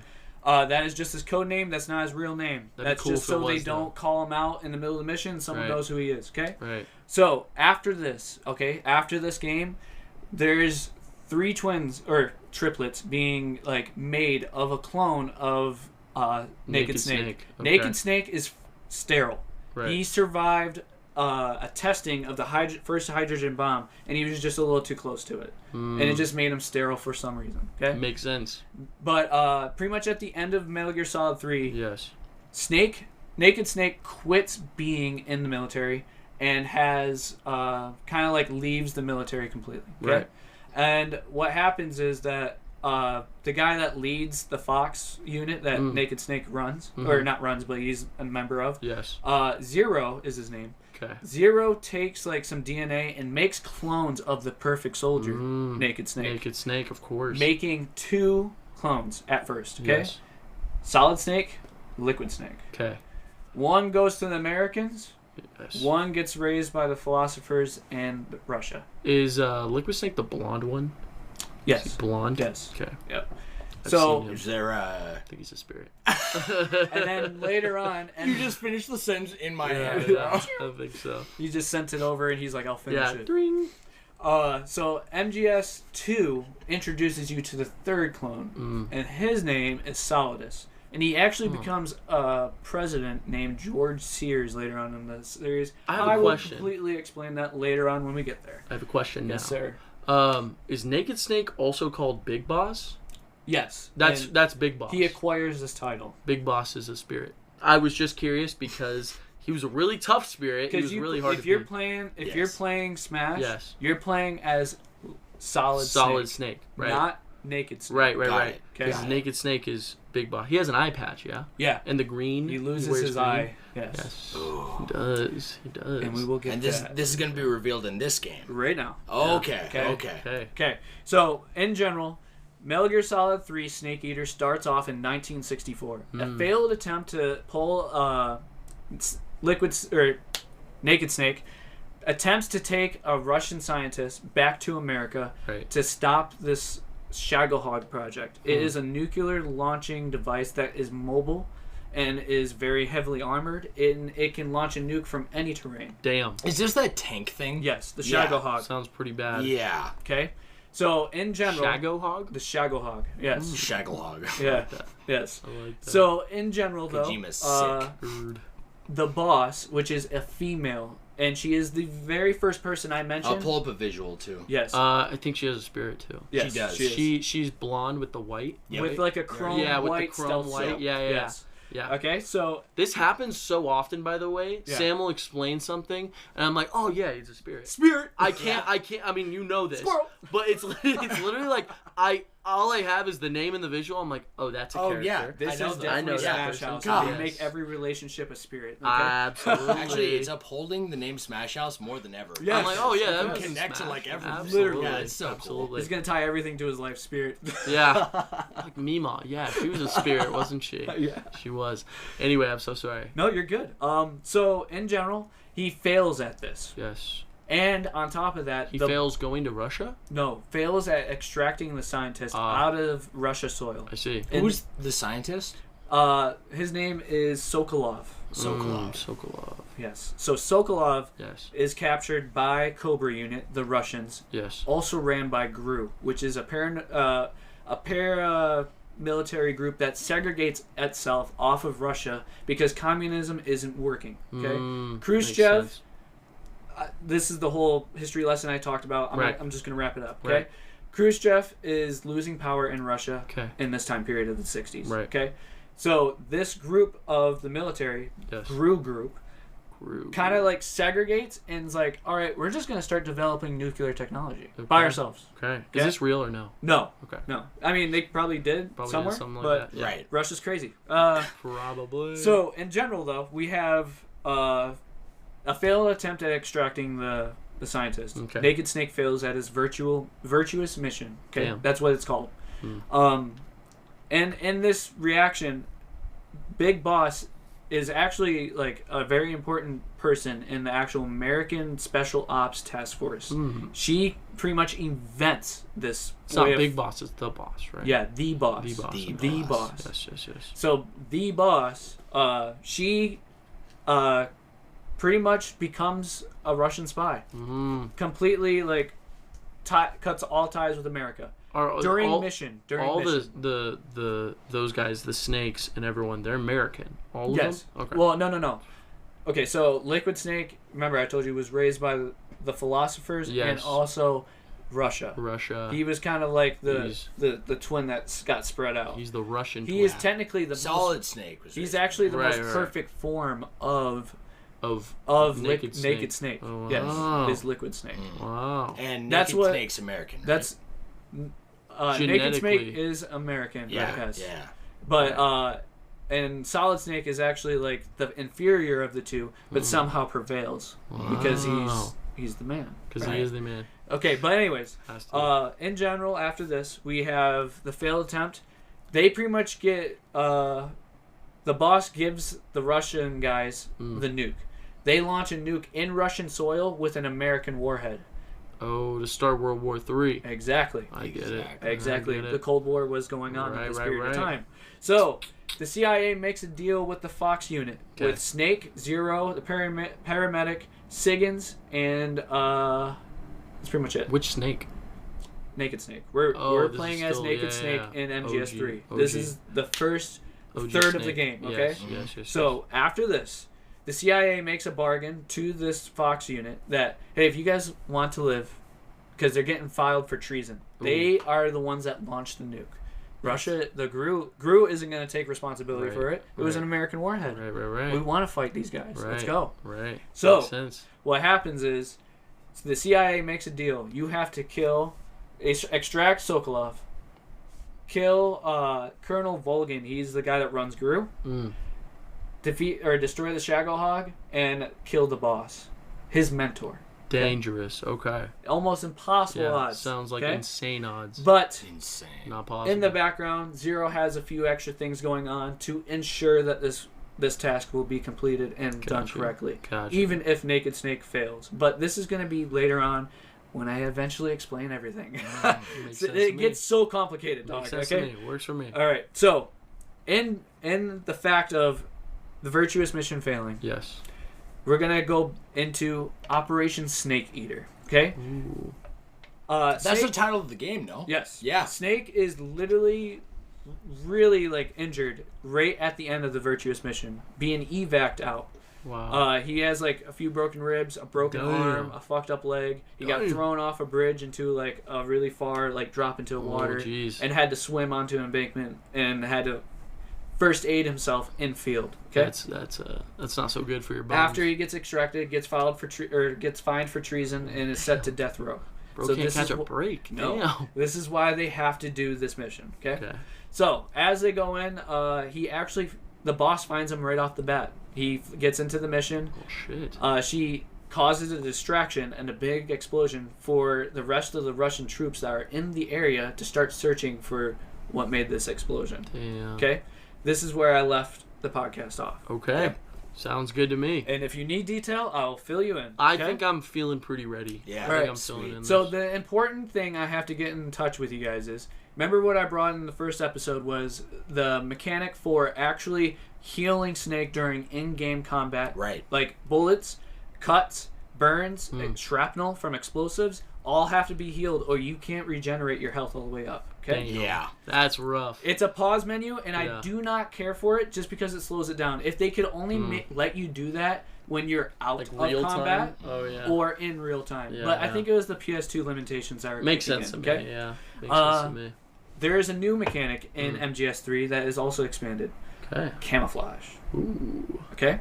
Let me some camouflage. You can also disguise Snake to match his environment depending on different biomes in the Russian Iron Curtain jungles. Okay? Oh, that's cool. That is cool. So you are consistently changing camouflage. So it kind of slows down gameplay and all that, but who really wants to keep watching the guy wipe face paint off and then change his fucking clothes every 5 minutes, right? No one's going to do that, right? So I think I would love to do that. It's still this is still a great mechanic. Yes. And it's present in MGS4, just to let you know. Ooh, a little spoiler for ahead. Yes, sir. And it gets even better. But does it? The cool thing is that while doing this, it's at nighttime. Okay. You have to heal Snake. The boss also disarms him, so he has no firearms. Damn. Okay. he has to go through this little maze of the jungle, and he has to meet up with Adam, is what Zero tells him, because he gets disarmed. He calls Zero to get direction for the mission. Right. And he's like, I got someone coming in. His name's Adam. He will arm you with some new weaponry and things you need for the mission. Okay? I just think it's really interesting. His name's Adam. Yes. That is pretty wild. Yes, Adam indeed. There's also an Adam in Xenoblade. Did you know that? Oh, yeah. Who ascends the world tree now? Does he? Doesn't he? No, Amalgus does. But he gives the core crystal to take down Malos. Who's the first person to climb the tree? It was... Adam. No, it wasn't. It was Adam. No, it wasn't. Yes. Not in Xenoblade. Yes. Amalgus is the only person who ever climbed the tree. They chose Adam because he was the leader of his people. Oh, you're right. Yeah, he was and that's why he makes Mithra, because Amalgus is the one Amalthus. It's Amalthus. Yeah, Amalthus. Yeah. Amalthus. I forgot that he literally had the option to choose Mithra, and he literally chose Malice. Well, what he did was he created it, and then he realized, oh, this blade reflects my heart. Just a little bit of lore for you. Yeah. It reflects your heart, and he naturally hated humanity. Right. So he accidentally created something so deeply powerful that wanted to destroy humanity. So they literally, as a people, were like, okay, who do we hand the second... Blade to. Yeah, Blade to, exactly. And Adam was basically the most pure of heart person, and he created Mithra as that was the forming around him. Was almost his which is so powerful. Yeah, it's so crazy. That she needed to be split into two. Well, she created Pyra. I know. As a trauma reaction. Anyway, so get back into Metal Gear. Yeah, let's go back. Snake gets these coordinates that kind of tie him back into the Virtuous mission. You're playing in the same exact area as the first part of the game. Okay, so you kind of know your way around after you get out of this maze. Okay. Now there is Russian troops patrolling the area, looking for something or someone that made this explosion happen. Okay. So as you're going through, you're sneaking by, or you're taking guys out, choking them out, stabbing them, or whatever you want to do. Right. You can pretty much sneak your way all the way to the facility you're supposed to get at. Right. Which is actually so happens to be the same facility you meet Ocelot. Whoa. Ocelot. I've heard Ocelot. Yes. Gunslinger Ocelot? Revolver Ocelot. Isn't Ocelot a spirit? Yes, he is. Yeah, he is. Pretty sure. Yeah, he is. Yes, he is. I also have heard of him because he's in Metal Gear Solid, isn't he? He's in every Metal Gear game. He's in every single game? Besides... I think Peace Walker and Portable Ops, but maybe not. He's in Phantom Pain? Yeah. Oh. Yeah. News to me. Yeah. News. So, anyways, as this is going on, he meets up with Adam. Okay? So, what happens is Adam pulls up on a bike. Okay? Adam is actually a girl, and Snake's like, alright, there's a code name. What's the code name? And then she's supposed to say something like La La Lile Lo, and it's like a kind of a patriotic kind of code name. Okay. This is to signal to Snake that this is the person he's supposed to meet. This isn't a Russian operative. Okay. So this chick goes, she doesn't know. She kind of hesitates, and Snake's like, "I will shoot you." Like he's like, "Dude, what are you doing?" Like, and then all of a sudden she's like, "Duck." And then all of a sudden, these guys come from out behind this area, same area that you met Ocelot in. It's just like an abandoned factory shed area, brick shed, really. And so he ducks, and this chick pulls out a Chinese pistol and just shoots these guys. Oh, damn. Like 6 or 7 of them. Yikes. Before Snake actually hits the ground, she takes out like 3 of them. Damn. So she is skilled. Okay? Yeah, okay. She is a spy. Badass level. She is a spy. That's pretty impressive. So as this goes down, he like trusts her. Right. So it kind of switches over to them walking into this little like brick shed, and she kind of like reveals herself. She doesn't actually give the code name out, but her name is Eva. Eva. And she went by Adam? What's that? She went by Adam, though? No. So Adam was actually an operative that was supposed to be there, but I think he got found out, and he is killed. And so you don't see him? You don't see him ever. Oh, I see.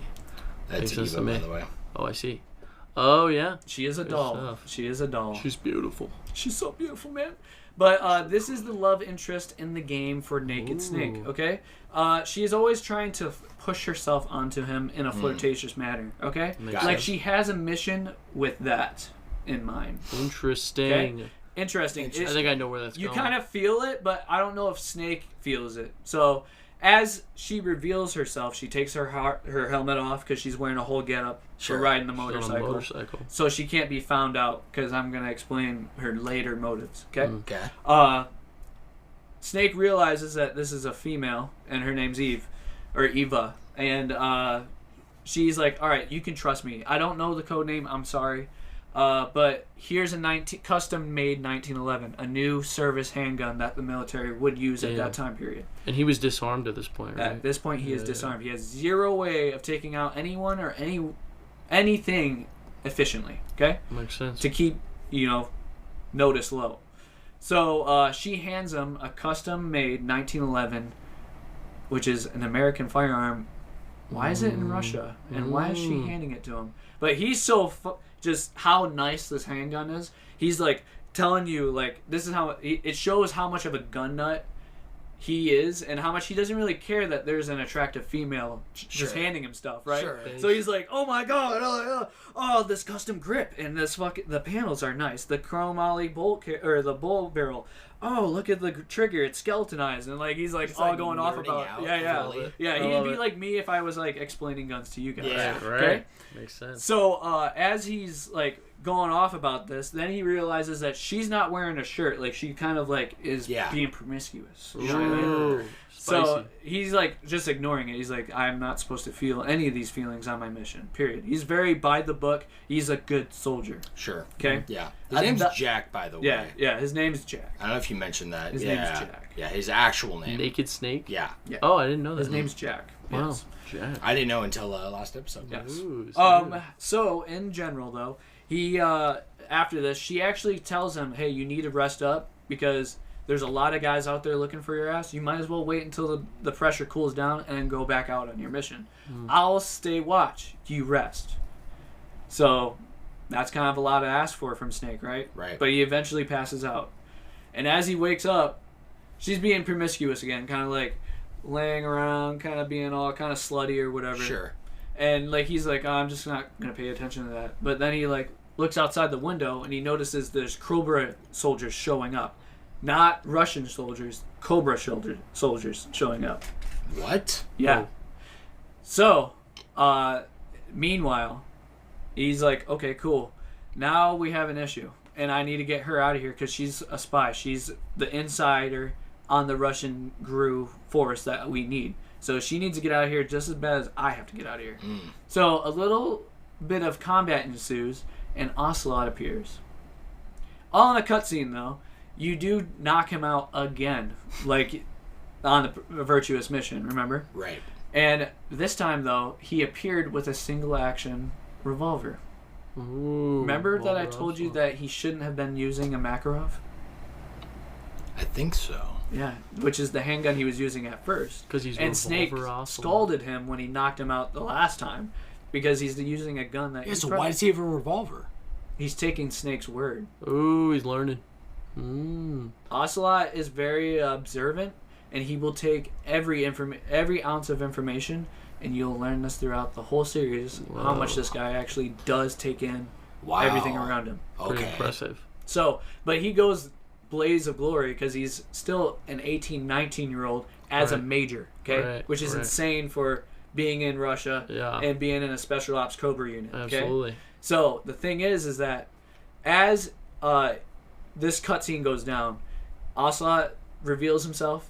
He has Eve kind of like held up because Snake actually kind of handles most of the Cobra unit, and that's what you actually play through.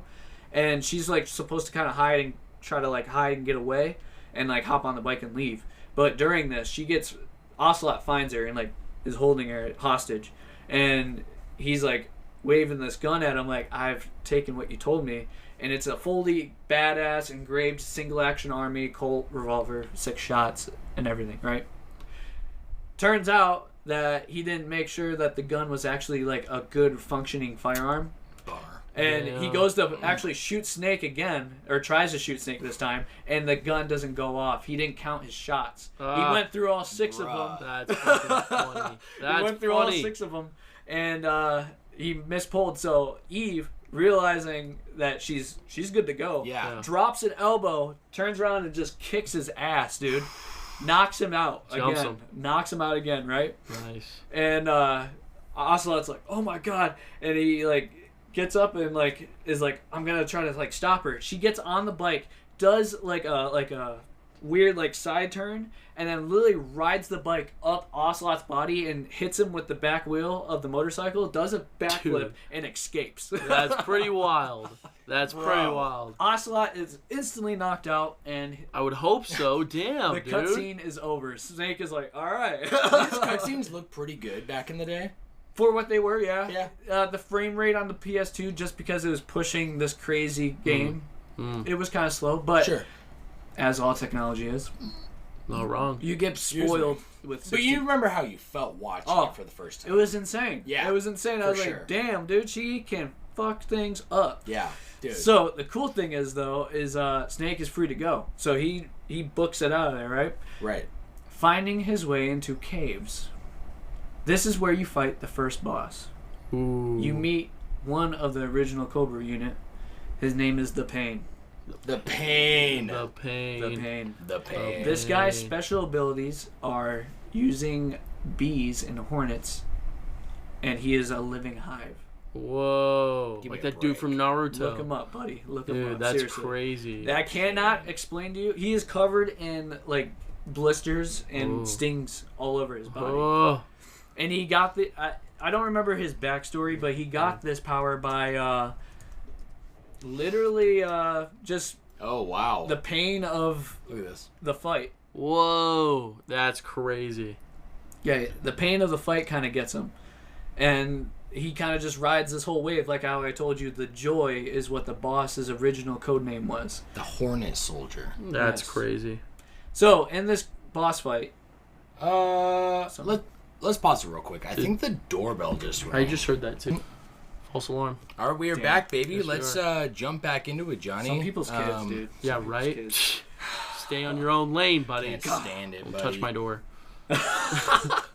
Some kids were at the door, by the way. I forgot what they even said. Was it, I don't know. They wanted parts for scooters. They were wondering if parts for scooters. Yes, which we didn't. Yeah, they were the... Unfortunately, Dave did not answer the door. No. Fortunately. But it's okay. It's okay. Fortunately. We'll let it slide. I'm just kidding. So back to what I was saying. When it comes to the pain, I did actually leave out a quick detail. Okay. Ocelot actually finds himself back in front of Snake before Snake finds himself fighting the pain. Okay, so literally, Ocelot and the Cobra unit surround Snake at this cavern. Okay, and this cavern's kind of like a straight down drop, but there's like it's like a think of it like a canyon, but it's like super deep but super narrow. Okay, works for me. Okay, and a ravine maybe. Yeah, kind of. Okay. Some crazy thing like that. Sure, yeah, works for me. But Ocelot and the Cobra unit actually surround Snake, and Ocelot challenges Snake to a real gunfight, and he brings 2 revolvers this time. Uh-oh. He's learning. He's learning. Yeah, he's learning, and it's not as flashy of revolvers as well. More military grade. Okay. Not more plain Jane, made to work, made to run, right? And so he's showing Snake, like, it's going to be a fair fight now. So, after Snake and Ocelot get in this fight, you're pretty much just taking cover, doing just basic, like, what you would do to any other enemy in the game. You're peeking, you're firing, you're coming back, you're, like, hiding, you're changing out, you're throwing grenades at them. It's third person the whole time, Yeah, it's third person the whole game, bro. I love how it's like this, like, rivalry between Ocelot and Snake this constantly. is what really actually builds the whole MGS series, is Ocelot's fascination with the philosophers and changing things out and actually really taking advantage of, like, you know, just being the bad guy and moving the plot, really. Is really what he does. He goes game by game being this antagonist, but you kind of want to like him, but he's actually absolutely a bad guy. Yeah, right. Yeah. True. Okay? I feel like But when he's a kid, he's very charming and very, like, he's very opinionated, but he wants to also, like, he doesn't want things to end. Yeah. He's like, he wants to play this game. Why am I kind of getting vibes from One Punch Man? Like, who are you thinking? Like the guy who, like, is like, hey, take me seriously. And he's not being taken seriously until he gets big enough. It's not One Punch Man. What? Oh my gosh. Deep Sea King? No, I'm trying to think. There's some. Dude, is it Across the Spider-Verse? Is it Across the Spider-Verse? Yeah, you're thinking of the Is Across the Spider-Verse? The Spot. It is the Spot. Yeah. Is that? Have you seen Across the Spider-Verse? No, I have not. Okay. Yeah, it might be pretty similar. Yeah. I see what you're saying. You know what that. I mean? Yeah. Where he he's starts just basically he's like a gets guy that kicked on the ground. he is not powerful at all. He's a villain of the week. Like Miles he gets destroyed, but he's like, no, I'm your rival. Yeah. And he kind of isn't taken seriously. Very Pokemon until like, trainer vibe. Yes, dude, until he becomes literally Pokemon. Bro. Yeah. He's like, nope, now I've become the master, and then Ash still walks up and is like, well, or more like Red walks up and is like, well, we'll see about that. I'm gonna be the actual Pokemon master because it's me, baby. Yeah, right. Come on, bro. Yeah. So Ocelot and him get in this gunfight. Okay. Pretty much. The Cobra unit even takes a little cheap shots, like, boss, you're getting your ass kicked. Boom, boom, and start shooting at Snake. You kind of have to, like, just pay attention. You know, you can kill those guys if you want, but no point to. You're just fighting Ocelot. It's scripted. Come on, just move on. Once you get done with that fight, a cutscene happens, and all of a sudden these swarms of fucking hornets come out of nowhere and sting the shit out of the Cobra unit. And Snake is getting stung up now. And Snake's like, all right, well, I need to get the hell out of here. There's so many hornets, he jumps into the cavern. Into the Cobra unit's trap. Uh-oh. So, as Snake arrives into this cave, and he kind of swims into this new area, the Pain shows up. And he's the one that controls the hornets. Right. Ironically enough, though, he literally picks the spot where Snake can hide from him underwater from the hornets. So it makes this boss fight super easy. Oh, really? He's literally standing. So pretend this is the island, the center of the the arena. And the depth of it is the water, right? Okay. You have little pedestals you can make Snake stand on and actually shoot firearms at him, and you have to hit him at certain points because actually the hornets are so in sync with this guy. He can control everything about him. He can like make them put a Tommy gun together into his hand, and then he just starts shooting the Tommy gun. That's a different. This is Kojima, bro. Yeah, for sure, for sure. So, but the thing is that he's got a weakness. If the bees aren't with him, he's vulnerable. So, anytime the bees are coming at you, or he's like sending them at you, you have an opportunity to actually incapacitate him with firearms or even sleep darts. You could do a non-lethal run in this game. Okay. That's crazy. Yeah. What's it called? A pacifist run. Right. Pacifist run. Right. The OG. And you get special rewards for doing so in the game. So, and there is a little kind of boss fight that kind of involves death counts. Whoa, that's interesting. Or murder count. Yeah. Kills. Sure. Kill count. So it's like easier if you have 0? Yeah. Yeah. Okay. That's pretty cool. Wow. Okay. That's pretty cool. So,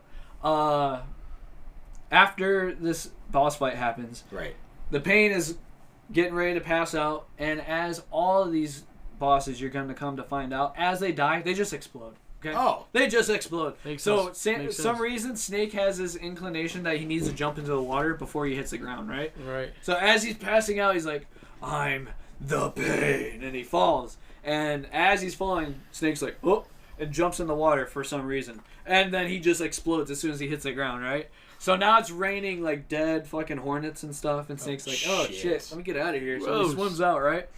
All the hornets just die immediately? Just all of them for some reason. He's the queen bee. Yeah, it is so. Kojima we are talking about. Makes sense to me. So that's the explanation for everything. Works for me. Yeah, it happens just as it is, you know? Absolutely. Snake arrives to a kind of a clearing. Okay. This is when you start seeing where the Russians are showing their technology. Ooh. There's some guards that are actually flying on hovercraft, surveying where this cave kind of exit out into, and it goes into like a little bit of a river/swampy area. You can gather food and stuff, which is actually kind of important. This is where I'm going to explain a new detail to the pause menu. It is stamina. So to keep stamina in the last MGS games, you would eat rations, right? And that'd make Snake in healthier condition. He would automatically start healing up. So if the stamina bar is up, you're gonna heal. If the stamina bar is down or has like red chunks taken out of it, there's an effective debuff on Snake for some reason, for something. Okay, that's why the complexity of actually getting injured in the game is kind of significant, especially in harder difficulty, because you have less things to heal in the cure menu. Okay, right. Got it. Okay. But in this game, since it's called Snake Eater and he is in the jungle, he has to keep that stamina bar open and, fully at the max at most times. Because Snake's an eater. Yes. That makes sense. And Kojima, you genius. He gets debuffs also if he doesn't have any injuries but is hungry. He'll shake a little bit as if you're sitting there pointing a firearm. Crazy. Yeah. That is crazy. His stomach will growl when you're trying to sneak. Oh, shit. That's pretty important. This guy thought of everything, bro. So you really need to make sure you're feeding Snake with good food. And food that he likes, because he'll get full or faster with the food that he eats. So you can fish, you can kill like monkeys, you can kill like birds. Monkeys? Yeah, you can kill everything, bro. And eat it and genocide, whatever. Yeah. You can even capture something so it doesn't actually expire in your inventory. Oh, wow. Because it will rot. There's a timer? Yeah. Do you see the numbers? Damn. It actually World hand-holding. It goes off your game console timer. What? So your real world time. Yeah, so literally you can come back to the game 2 weeks from now, and if your PlayStation was running that 2 weeks on some other game, and you came back to it, all your shit would be rotted. You would have to throw it out. Wow.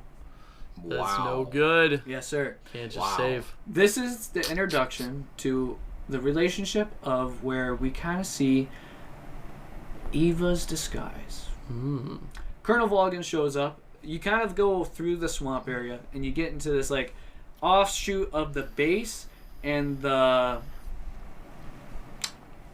base and kind of like somewhere where there's like a military installation. Okay, there's like boats and stuff. There's like a harbor there. It's like just for the swamp area. Yeah. Okay, and as you show up, you see Colonel Volgin, the boss, the end, and the fear. This is where this game punishes you vastly if you skip any cutscene. There's periods of time in the game where you can become in first person and handle situations differently.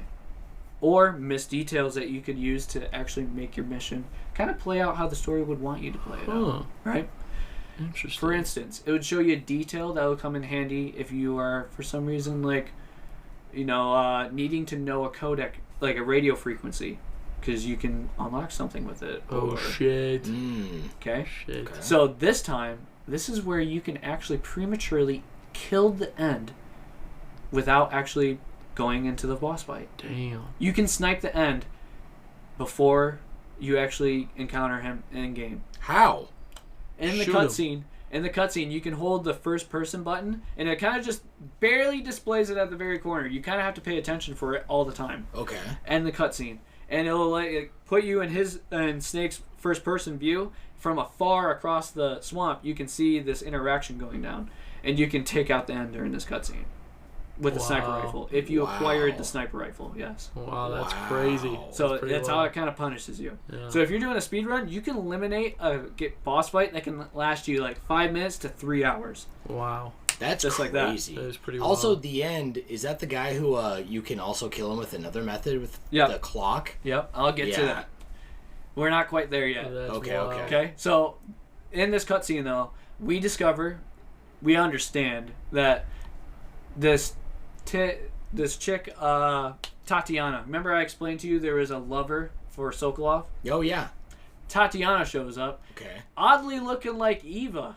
Oh. Interesting. But she's kind of dolled up as a Russian, like, secretary. Sure. Kind of. But playing the game, damn well that's Eva. That's Eva. You're like, that kind of looks like Eva from afar. Yeah. And the boss is kind of like, there too, with the end and like some other characters just nonchalantly. Yeah. Okay? The boss is kind of like telling Volgin like, hey,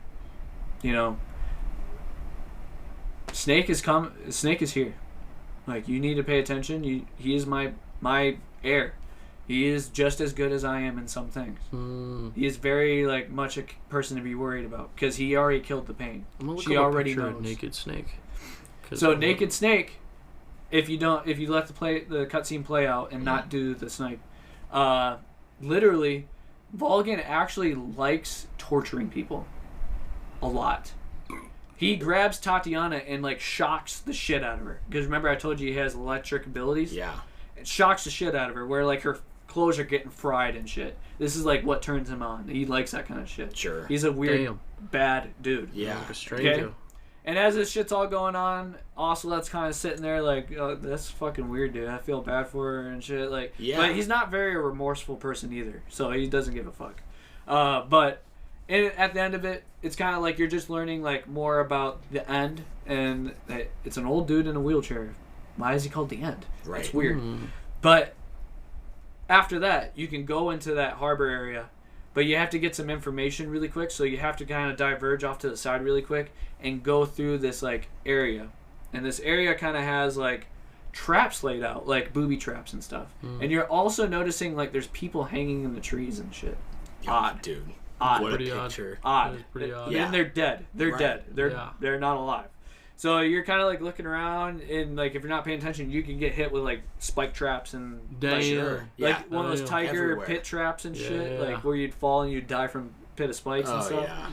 Yeah. So there's an early game over there if you want to do that. But you can go through that, and after that you kind of come to that same like swamp area, and you can go into that area, and you go up to like you gotta meet there's a research facility that Zero is pointing you out to see if Sokolov's there.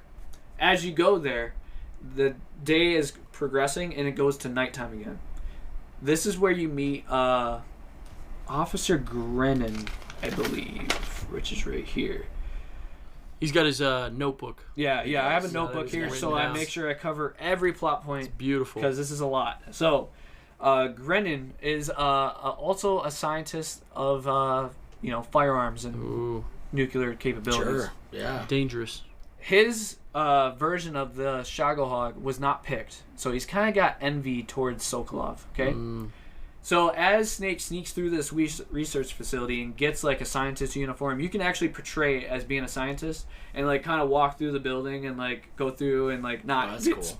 you not get spied on. You can kind of go through their shit, Yeah. steal stuff, but you Pretty gotta play your cool. You can't like just do like somersaults in the rooms and shit. Like you gotta play it off good. After going through that, and you actually get to Grennan's office, you have a conversation with him. And he's actually not wanting to help Russia because they're not picking his design, as a weird, crazy weapon scientist would. And he kind of says, like, I know this chick, Tatiana.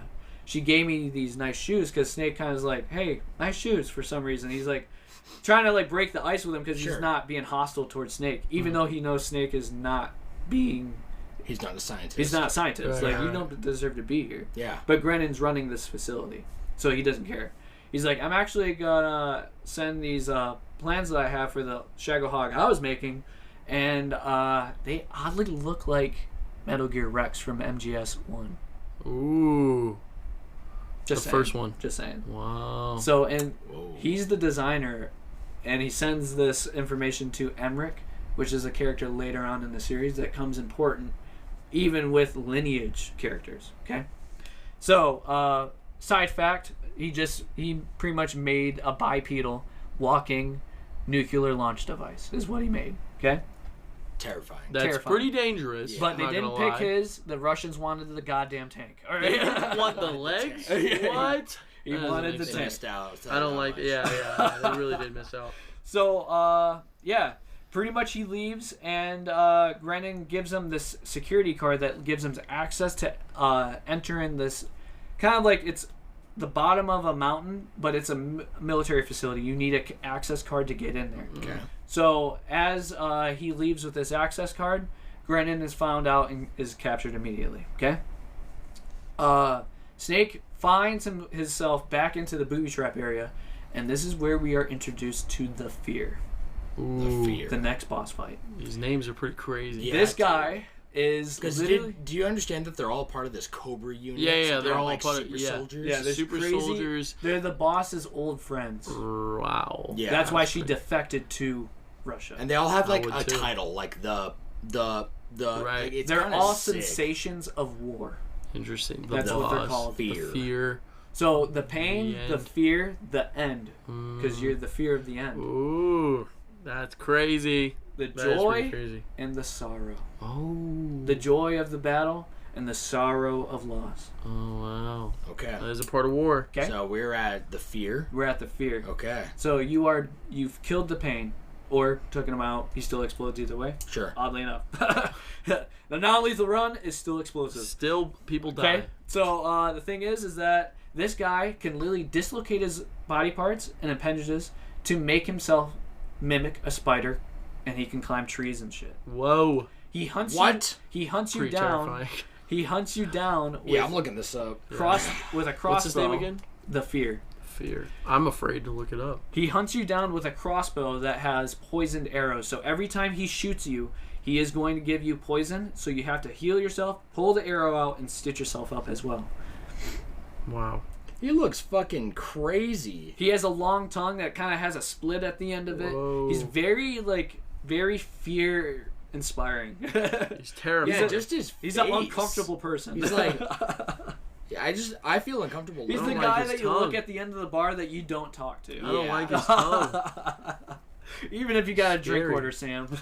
Scary. Yeah, I'll be over here, bro. So the cool If you thing need it. is this is the first boss that kind of interacts with their environment. He will place traps down when he's like not next to you. You can hear him kind of just running around in That's terrifying. It is terrifying. Yeah. He's scary. He's kind of weird. Is he fast? Yes, he's very fast. He could travel in distance and climb trees and jump from tree to tree. Like a spider. Yeah, he's got a vertical game on you and an invisible game on you. He can disguise and surround himself with things that kind of blend him into everything. I hate that. I don't like that either. So you have to be on point, and even when he's on like auto camo mode, you can't find him. Like you kind of like mistakenly just unaccidentally shoot him sometimes.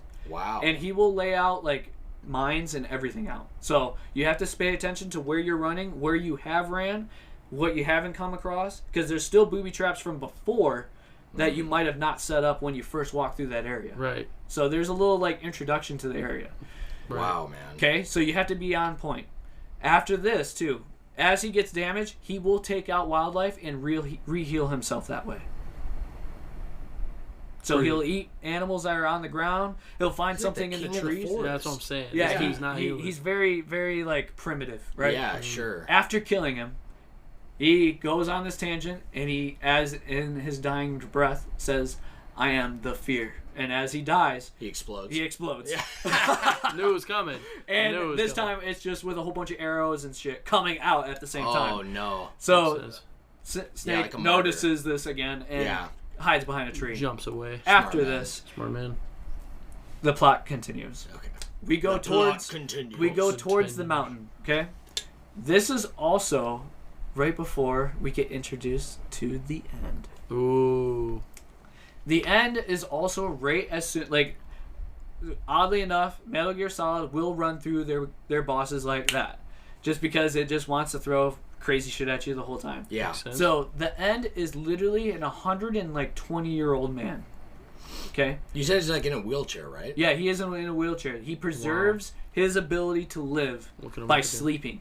Okay. What? Yeah, he literally is known for being grandfather of sniping. He invented the art of being a sniper. Wow. What the fuck? That's pretty wild. So Damn, he he's has old as fuck. he fought in World War I, World War II, and kind of in a little bit of Vietnam, pushing communism in Vietnam too. Wow. What a demon. Yeah. So in general, he is just a badass around behind the glass. You know what I mean? Oh, yeah. So Badass the behind thing the is glass. though, he also has a parrot that kind of gives him like guidance to where his target's at Okay. while he's hunting. Okay. He is also very supernatural in the ability to have his ghillie suit kind of blend in with the rest of the environment. Okay. This is a boss fight that kind of entraps you in like a small world, but there's 4 biomes. Okay, Interesting. I'm not gonna remember all of them. There's like a river, canyon, kind of like a sandy swamp, and then there's like grassland mountain. Okay. Because it's at the bottom of the mountain before the military facility. This boss fight is notorious for taking 10 minutes to 3 hours if you want to fight this game out. Okay. Wow. He stalks you. He makes sure that he traces you. Sometimes the game will freak you out and it'll give you the point of view from him, and you are trying to move Snake from his view from That's pretty from a crazy. What skull. the fuck? So it's kind of hard to That's dodge. kind of crazy. It's kind of hard to Yeah, dodge. I feel like you told me that too, and just that visual in my mind is kind of nuts. That Yeah. is nuts. That is absolutely and nuts. he Very creative. He can also Absolutely. just get out sniped. You can out snipe him if you want to. But you gotta be really fucking good, right? You can also pick up earlier in the game. Thermal goggles help out because you can see his heat signature and where he had footsteps. Oh, So you okay. can track him down without him noticing you, but you have to be pretty good at it. So, be question a for tracker. you: have you ever done that? Oh, I've killed him in every single way. Every way. Yes. Okay. I've even What's had- the hardest way to kill him? Okay, can I go over the easiest way really quick? Yeah. Because the easiest way is quick. You can literally pause your game, set your in-game That's what I was talking Oh, about. in-game Yeah. console I've heard to this. 2 weeks later. If you Yeah. really don't want to and you want to cheese this fucker out, Yeah. set it 2 weeks later. He will die of old age. No joke. Wow.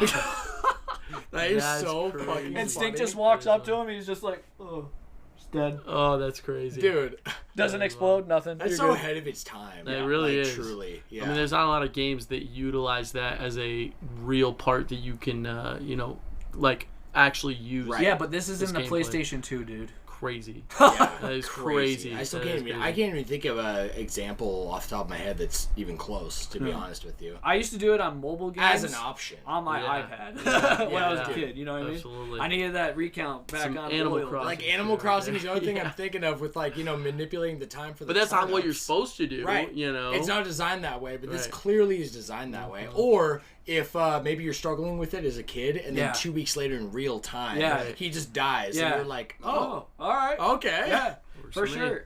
So the cool thing is that Excuse me. there's multiple Bless ways you. of taking him out. There's a lot of weird interactions you can have with him. Yeah. He can come up and sneak up from behind you and just fucking punch you, and you're like trying to scan for him. You're like, all right, Damn. this son of a bitch is somewhere out there, and he'll just come up and be like, I found you first. That's nutty. And he'll That's punch nutty. you, Oh, Greg. throw a Damn. flashbang, and run away. Damn. Yeah. This old guy's got some kids. So what happens? Oh yeah. So what's the most difficult? The most difficult way is straight up a sniper fight with him. A sniper fight. Right. Okay. And you can do Kinda it. what I was You can do it picturing. as primitive as you want. You can Right. cheat a little, whatever. The easiest way to me, if you're gonna just actually fight him as a boss, is tracking him down and taking out his parrot first. His parrot gives out a lot of positions where you're gonna hide. If you take his parrot out, he actually says, "You fucker, my parrot." He gets pissed. Yeah, he gets pissed and Makes everything. sense. I would be too. Yeah, Sounds yeah, like it's a his well-trained parrot, parrot. I'm gonna pause it real quick. We're back, Johnny. Let's resume, and it sounds like we're kind of gonna be doing a 3-parter here Yes. for Metal Gear Solid 3 because Sounds like a honestly, plan. Sorry there's for the wait. so much Sorry for the lore. wait. No, dude, I love how in detail it is. Yeah. I'll be totally transparent with the audience. I'm like feeling the fatigue. This guy's from the sick as a sickness. I'm brick. sick as a brick, He's bro. sick as a brick. Yeah. He's got a blanket on. He changed. I literally am. I'm like going through He's- it. he's I'm in absolutely going sweats and into it's it. 80 degrees Yeah. in the room. And I have a blanket on. I'm in sweating. I'm yeah, you're sweating over here, and I think I would feel exactly like you if I wasn't feeling this way. If you So, weren't, absolutely. Johnny, let's kick it back off, brother. Yeah. yeah. All right. Get back to So it. After what? The end. the end. All right. Right. The end. As soon as you take him out, he just kind of like nonchalantly just passes away, like a peaceful death. Beautiful. Okay. He's an old man. He deserves He's an old it. man. He deserves it. Actually, he's a murderer. I don't think he He, deserves he is it. a murderer. It sounds like he died in like doing what he really wanted. What he wanted. You know? Yes. Yeah. So There's he something died beautiful complete, in that. in Absolutely. peace. I'd say so. So, this is where the iconic ladder scene happens, my friends. The ladder So, scene. after you destroy, or Not heard of this scene. I think I have. you're going to. I think I Ladder have. scene. Okay. Yeah. Okay. You Okay. ready? I love Kojima, dude. Oh So, no. He's really good. But, so, straight up, you take out the end. Mm. The end passes away. You get to the bottom of the mountain where the military facility is. It's Okay. literally a big doorway into the mountain, and then it goes straight up by ladder, okay?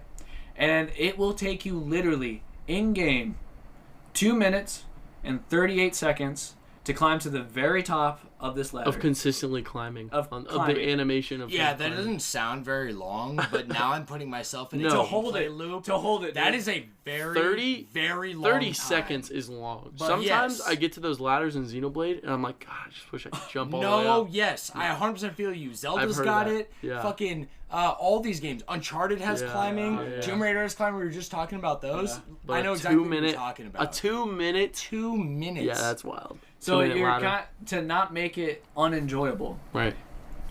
Snake Eater to the theme song starts. Whoa. To kind of give you that, I can do this. Da-da-da-da.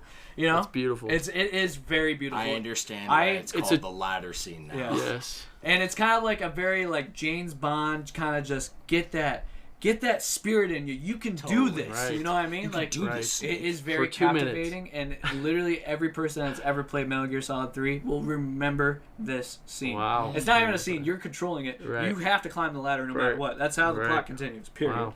But it just the little like.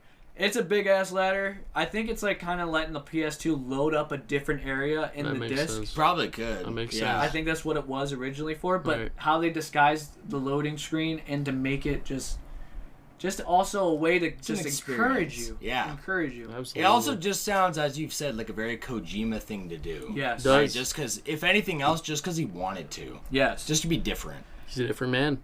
Once you get to the top of this ladder, you have to go through the mountains. Okay, This is where Eva also gets a hold of you and tells you need to get a different card to access the actual military base that Gru has stationed Sokolov at. Okay. While getting there, you kind of go through some stuff. You kind of get introduced to vehicle like helicopters. Okay. That will patrol areas as you're taking guys out. So you kind of have to disguise the bodies as well as you're going through taking them out in this deserty mountain area. Once you get to Eva, she kind of gives you information about how she has the access card for you. She gives you a new disguise. That's a military disguise and a mask. The mask is, ironically, looks like Raiden. Whoa. I love that character. From Metal Gear 2. 2? Metal Gear Solid 2. I thought he had his own game. He does. It's Metal Gear Solid 2. Is that the main character? Yeah. Isn't He's he definitely thinking of Rising. Yeah, Right, I'm yeah. just fucking with you, dude. Oh, Rising. That's the fucking yeah. I was like, damn, really? Damn, They're dude. two different characters that have a similar name. Yeah. You also play him in 2, right? Yeah. That's why I said Yeah. 2 first Yeah. because I was like, no, that's his That's game. the original. That's but, his game, bro. That's who he is. Rising His is game. definitely like. Gotcha. And I love sick. MGS2 too. Yeah. But Classic. a lot of people shit on that game, but I love that game. But anyways. But don't people only shit on it because they were expecting to play Snake and they were playing Raiden? Yeah, you Raiden? play the first third of that game as Snake, but Yeah. then it does like a character swap on you. Quick question. Yeah. In Rising, Yeah. does it actually play that song that goes, "Standing here, I realize Oh, yeah. that you're just like me. It's on my but workout I'm a playlist, actually. history." It's on my workout And you're like playlist. punching this guy with like glasses. Yeah, that's it's like a very Senator Armstrong. Yes, it's a very iconic scene from there, and that song is The- really hype. the And he's boss like fight. anime punching this dude's like abs. I'm telling it's you, crazy. watch a playthrough of the boss fight of Metal Gear Solid Rising. It is notoriously difficult and just hack and slash inspired. I literally want to play Rising, The- but I don't know what it's on. The emotions. It's on PC and 360 and PC? PS3. Yeah. Really? Well, I don't want to plug in an old thing, so maybe I'll get it on PC because I literally just want to play that game It is so worth because your of time. that scene, and I've seen some gameplay where you can just chop through shit. It's so sick. I was Yeah. into that game before they even like revised it and Oh, yeah. changed up the whole game What? because it used to have the same graphics as MGS4. Oh, and they remastered it? Like they kind of just like they had an art direction change, Oh, and okay. like the UI kind of looked different, the environments look different. In Platinum a, Games in a also remaster, made or it, they so- just... What's that? It was an update? Think of like it was a project that probably Konami started and then handed it off to Platinum Games. Like a remake? No, like it was a game that they were making and then just handed it to Platinum. Oh. because He's they talking could about do it better. development. Oh, Yeah, development. talking Yeah, about- yeah. yeah. I was thinking No, it was there's literally a released Steam looking like version. that. Yeah. Oh, Yeah. okay. But it's 60 FPS and it's Definitely it checking was it out if made it's on by Steam. Platinum. So Yeah. It's a very good game. Yeah, it runs really well. Like, it's fucking cool. You can direct the sword slashes and the angles. I was so into that game. I was into that game like 3 years before it even came out. What? That's how much I was into that game. Damn. Every E3 that it came up, and they would just do a little sprinkle of like, here it is. I'm like, yeah. I'd be yelling at the TV. You sound like my buddy. Let's go. Dude. I was like, come on, let's go. I want some riding.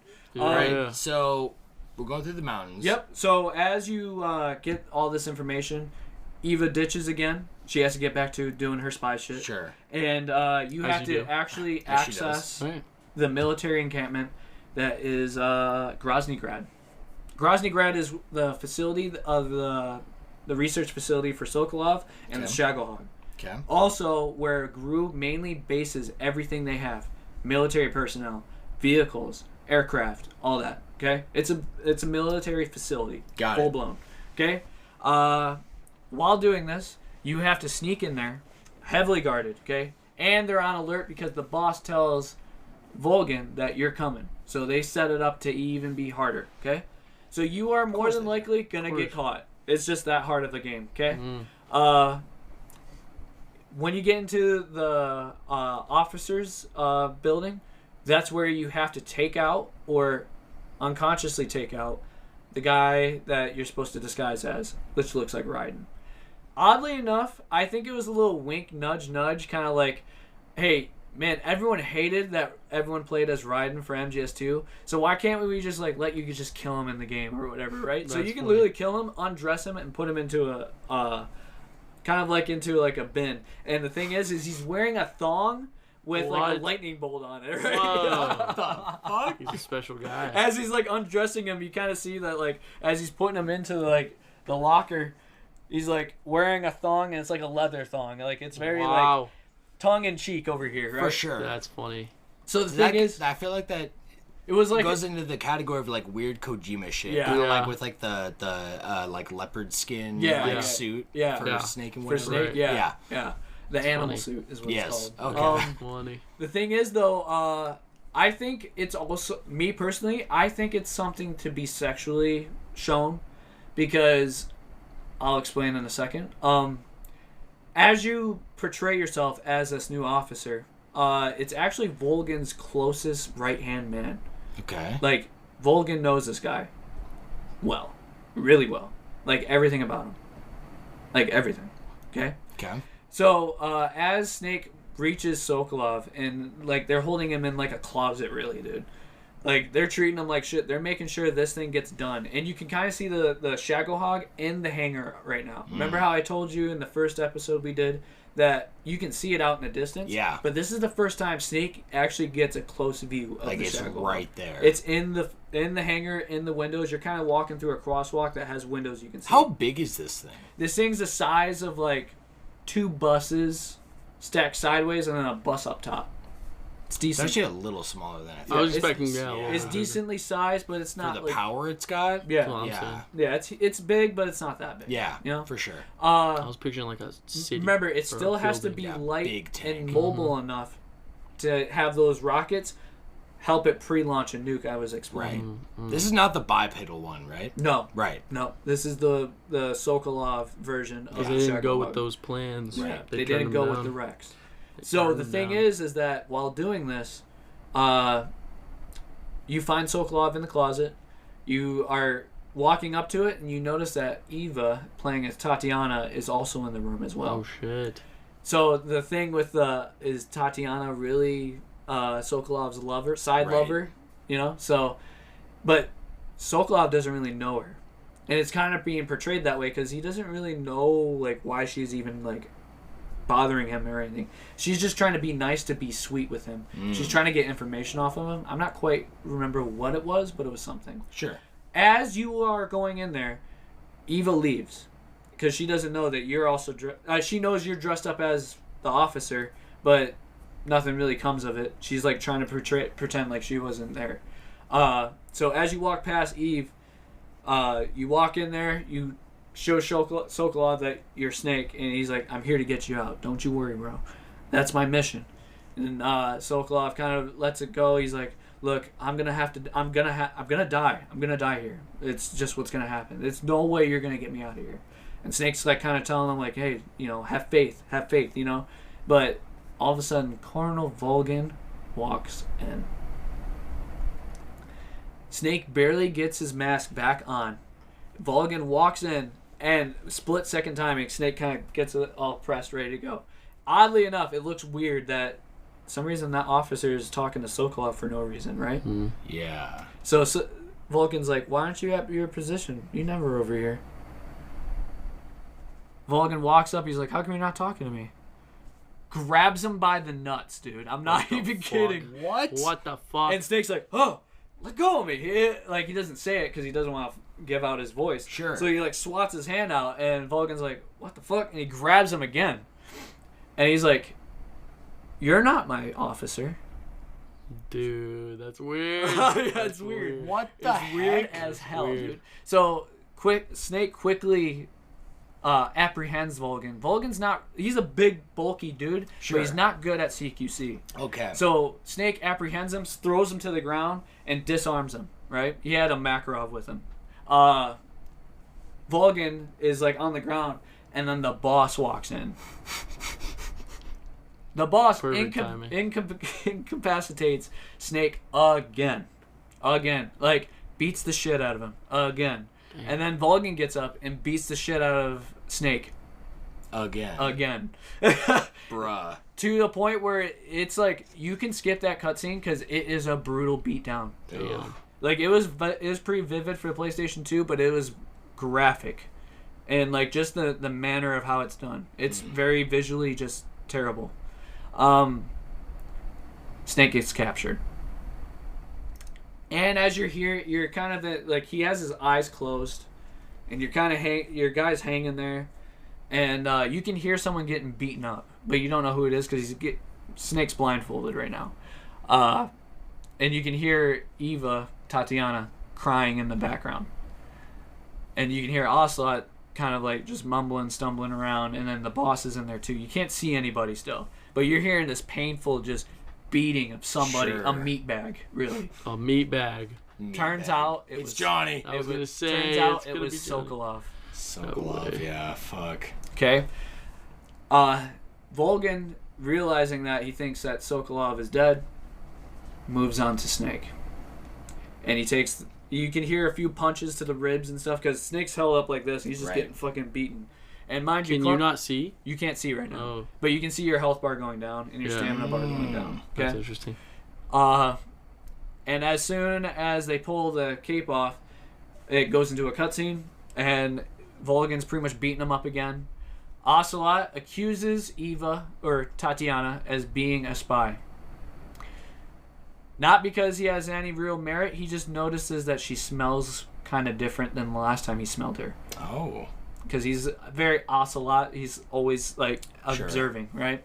And he kind of accuses her. So he's playing, like, Russian roulette with her. Puts a bullet in the chamber, has two revolvers, and he's just do. And the boss is like, why the fuck are you doing that? And she comes up and, like, hits Ocelot and grabs the gun that has the bullet in it. And as she does that, she, like, brings the gun down. And then she's like, that's very stupid of you. Why would you have done that? And then Vulcan was like, all right, but what are we going to do about Snake right now? Because we can't let him live. Vulcan also tells Snake about a few important things. The philosophers are now all dead because it's the 60s. Remember, I told you they formed in the First World War? All of their money got allocated in a fund, and it was called the Philosopher's Legacy. Mm-hmm. This is like real world power, earth moving shit. Right. And he somehow acquired it from the Russian side of the philosophers and got this chip that holds like $100 billion. And back then, that's a lot of money. Oh, yeah. A lot of money. Still a lot of money now, man. Yeah, true. I'll take that. This is what he's using to fund GRU and to fund the research facility for the Shagohog. And all the research acquiring everything else. So this is how he kind of breaks it down, and pretty much is like, I'm the worst bad guy ever, and I'm gonna kill you now. So in the middle of doing this, the boss gives the rifle or the revolver back to Ocelot. And Ocelot was like, well, I'll just fucking kill him right now, right? And Snake kind of like, oh, don't, Snake's just like hanging there. He's just taking a beating the whole time. Can you see yet? He can see. Okay. He's unblindfolded. He can see. That's why you can see everything that's going on. Okay. And he's like, oh, I'm just kidding. I'm actually going to kill Tatiana because Vulcan don't care about her anyway. So the Snake gets like, oh, fuck, no. He slides in and he kind of like wiggles his body and hits him with his torso, moving the gun away from Tatiana, but right directly at Snake. The gun goes off, hits Snake, grazing through his cheek and hitting his eye. Oh, damn. That's why he's got the eye patch. Taking his eye out permanently. Wow. That makes sense. And at the end of all this, pretty much everyone's like, what the fuck was that for, you dumbass? Like, so they're all like belittling Ocelot. Ocelot's like, whatever. He gets a smack across the face from the boss, and there's like a big red hand imprint and everything. Like, you need to grow up kind of thing, and like, why are you doing this? And Vulcan gets all pissed off and leaves. So, leaving moments. Ocelot kind of like sticks a transmitter on the back of Snake, on his back, in his skin. Like, he digs it in there. Like, he's like just trying to torture him a little bit, but he's actually trying to have a transmitter to find out where he is if he escapes. Sure. Okay? And then the boss shoots him in the leg.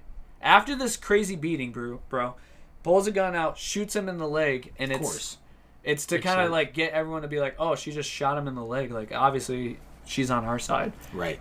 But it was a revive pill. Oh, shit. Okay. Saving the boy. Saving him. And this is where we're going to end. Oh, shit. Okay. I'm going to write that down. Revive He's pill. hung up and there's a revive pill. Have revive pills been nuts. his thing yet or no? Yeah, so you could, honestly, you have a fake death pill. And ironically enough, if you use a fake death pill, Snake will act as he's dead.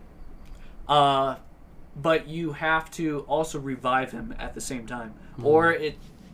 You know, like how a game over screen happens, and it'll say like Snake is dead. Right. If you let the pill continue and you don't revive Snake in that time period, like before the guys like the whole point of it is if you're in a tight situation, you could take it and like you'll die, and then like guys will like look at your body and just walk away, like, oh, he's dead. Right. You know. Yeah, so you can also second chance. Yeah, you can also revive yourself off of that. But if it continues, it. Instead of says Snake's dead, it says time paradox. Time paradox. What the hell? That's crazy. Guys, I gotta pee one last time. You want to keep talking? You want to pause it? Yeah, we can pause it for a second. All right, let's pause it. All right, let's immediately jump to our class trial, which Joshi actually has prepared for Johnny this episode. Yes, I have 5 questions. And my whole thing, what I was about to say, was that I made these geared all around Metal Gear Solid 4. Because I thought you told me to make it around Metal Gear Solid 4. You know what? I might have. I think you did. But regardless, you know what's crazy is Metal Gear Solid 4 is his favorite game. That's your favorite one? Yeah. Okay. So I think it's perfect. Well, I have 5 solid questions, pun intended. Solid. Yes, solid. That I'm going to ask you, and we will see. I kind of want to do it live. Are you down for that? Let's do it. Do it live? Yeah, I think it'll be better for time's sake anyway. Yes, yeah, let's do it. Rapid fire. Are you ready, Johnny? Let's go. These are going to test a man. Alrighty. Oh, dude, I'm fucked. First question. I believe in you. What year does the game Metal Gear Solid 4 Guns of the Patriots take place in? Oh, shit. Shit. I think it's 24. Say the date, just the year. Yeah.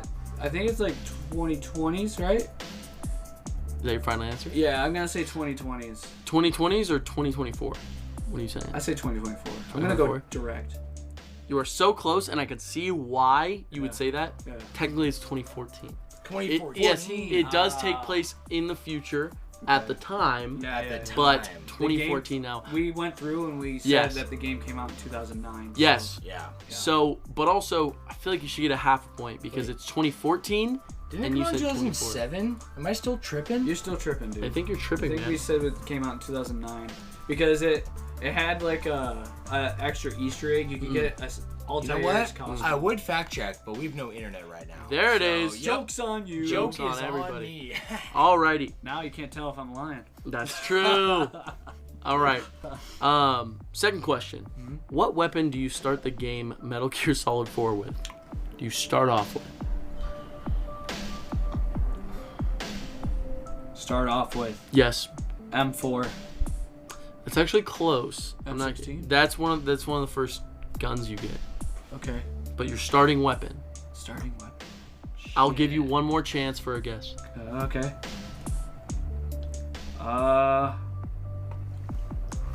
Fuck. Is it an AN-94?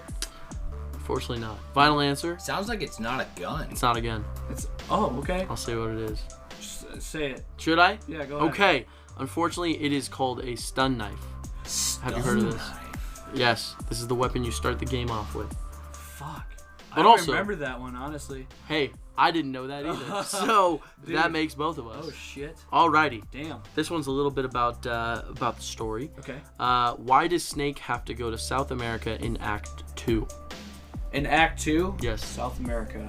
Why does he have to go there? Oh, he has to go there because he has to figure out, I think, man, dude, it's been such a long time since I played the game. It's only been on PlayStation 3. So Right. It's been a long time since I played it. Tough. Oh, damn. I remember we had to go there because we had to face Octopus. Mm-hmm. And she is part of the... Oh, damn. Alright, so we go to South America to acquire... I'll say you do fight someone, but that's not the reason you go. Yeah. There's a reason the Snake has to go to South America. I think he's trying to find Liquid, isn't he? Final answer? Yeah. Fortunately not. No? I Yeah. also. It's a very long time since I Yes, played it this absolutely game. is. This information tells me it was to rescue Naomi Hunter. Yes. Yeah, Okay, yes. okay. Because she is Sounds about actually right. supposed to help Yes. Solid Snake actually cure himself from Fox Die. Yes, which makes him old. I found a couple Got things it. out. by Advanced, Okay. it's looking this up. a disease that he acquires from Liquid Snake at the Right. end of the game Which of is why MGS1. he's aging. He's an Rapid old man. aging. Yeah. Absolutely. Aging. Alrighty, ready for question number 4? Sure. Four, Ready baby. for it? All right. In the beginning of Act 3, why does Snake appear to be young? Because he's like in a dazed sleep. He's actually replaying MGS1, the first opening level. Correct. I'll take that as a correct It answer. literally just throws you in a retro MGS1 level right off the bat. Yes. And you have to go through the first corridor of Shadow Moses. What? Yeah. Pretty And cool, then right? Game within a game. If you're Yeah. wearing your octacanal Yeah, with face your camo. face mask, Yeah. your guy actually makes the MGS1 head when he's like passed out, and Snake wakes up. He's like, and it like goes away, and it's his regular face now. Right, But right. you can unlock that skin for his face by doing that, by Right. leaving that that's skin cool. off. Pretty Yeah. cool, right? Yeah, it's cool. All right, this is the final question, Yes, sir. and this is one you're gonna have to think about, Okay. probably, or you have it. Maybe. We'll see. We'll see. In the We'll see. final boss fight, Ooh. how many stages are there to the fight? Oh, there's a lot. No, there's not that many. He's not wrong. There's not that many. I'd say 2 or 3. You gotta say one. Fuck. You gotta choose one. I want to say 3. I'll say 3. Yeah. I'll give you half points. It's 4. It's You were 4. closer. Yeah. Okay. 4 stages to the final boss battle. 4 Which I don't know who it is. It's Yes, and I a don't know fist anything. fight with Liquid Snake. Oh shit. There you go. And it's funny because like they're going hard and they're both aging rapidly because he also Revolver Ocelot grabs Liquid Snake's arm and somehow it just takes over his body and lets Liquid Snake live on in Revolver Ocelot. Whoa. I will explain in MGS1. Sukuna. For sure. I will explain in MGS1. But in general, he has this feud with his brother still that takes over and literally takes over the persona of Revolver Ocelot. And they literally have a fist fight because they're both dying from Fox Die. And they're stabbing each other with these syringes with nanomachines to keep them going. And they fight to Pretty the cool. death, bro. So that's a 4 And Liquid stage Snake fight. is supposed to be the best, Version. the peak version of But he Naked dies Snake, right? in MGS1. Yeah. Wow. Mm. Dude. crazy. Well, good job on it. Johnny. Yeah. I'm gonna give you. I So technically got those wrong. So no. I'm gonna give you two. it's been so long, Yes. dude. It's been so. I'm gonna long. give you 2 half points for the first question and this last one. Yeah. Because they're close, which will make a full point. So you got 2 out of 5. 2 out of 5. These are tough I'll questions. take it, dude. Yeah, No, and not I bad at learned all. 5 out of 5 because I didn't know a damn one. Yeah. And guess You know what, what I Sam? mean? Me too. Yeah.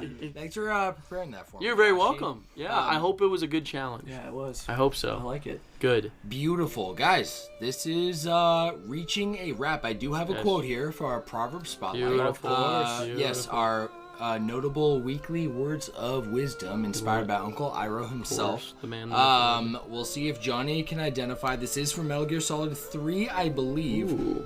Excuse me, but this is I guess this is being spoken to Naked Snake. All right. Quote: What about you, Jack? What's it going to be? Loyalty to your country or loyalty to me? Your country or your old mentor? The mission or your beliefs? Your duty to your unit or your personal feelings? You don't know the truth yet, but sooner or later, you'll have to choose. To be a real individual, the boss. My man! You Wow. finished the quote. Wow. Yeah. That's actually incredible. Dude, I love, it seems like the writing, every time I'm looking up, like any kind of, like quotes or, like, cutscenes from this game, the writing in Metal Gear Solid seems really Fucking good. Yeah. It's very spiritual at the same time. I like Right, it. like, and metaphorical and just really, like, it's like a deep thinker shit, you know? I Josh like and it. are into. Yeah. I don't care for it much. Yeah, well, I don't care to think that much, Hell no. especially right now. But, No. Joshi, you know what time it is? Of course I know what time it is. Yeah, I got It's a little retro- clock right No, I'm here. just Yeah, it's retro rap time. Rap baby. cap. That is a wrap, my Whoa. friends, Shit. for this week's episode of the Flash Bros podcast. This is about all the energy I can possibly get out Yeah, right Sam now. is dying right now. I am actually dying, you He's on guys. death's door. He is. Before I pass, thank you so much for tuning in this week, my friends, showing your love and support. We hope this has been the highlight of your day this week. I know I've loved having all 3 of us on here, guys. Seriously. Yeah, this is Thank fun. you so much for being This here. is fun. Seriously. Let's plug one last time. My friends, don't forget to send your listener submissions and write-ins for next week's episode via the Spotify Q&A or patreon.com/flashbrospodcast, or you can just send us an email, flashbrospodcast@gmail.com. As always, thanks for cooking with me today. Yes, sir. Boys, grateful as hell for you guys. Highlight of fucking my week every week, Absolutely. baby. Every week, baby. Last call, my friends. We'll see y'all next week. Be safe, spread love, and enjoy your weekend. Take it easy, guys. Have a safe rest of your Leif Erikson day. Leave Eric's. Leave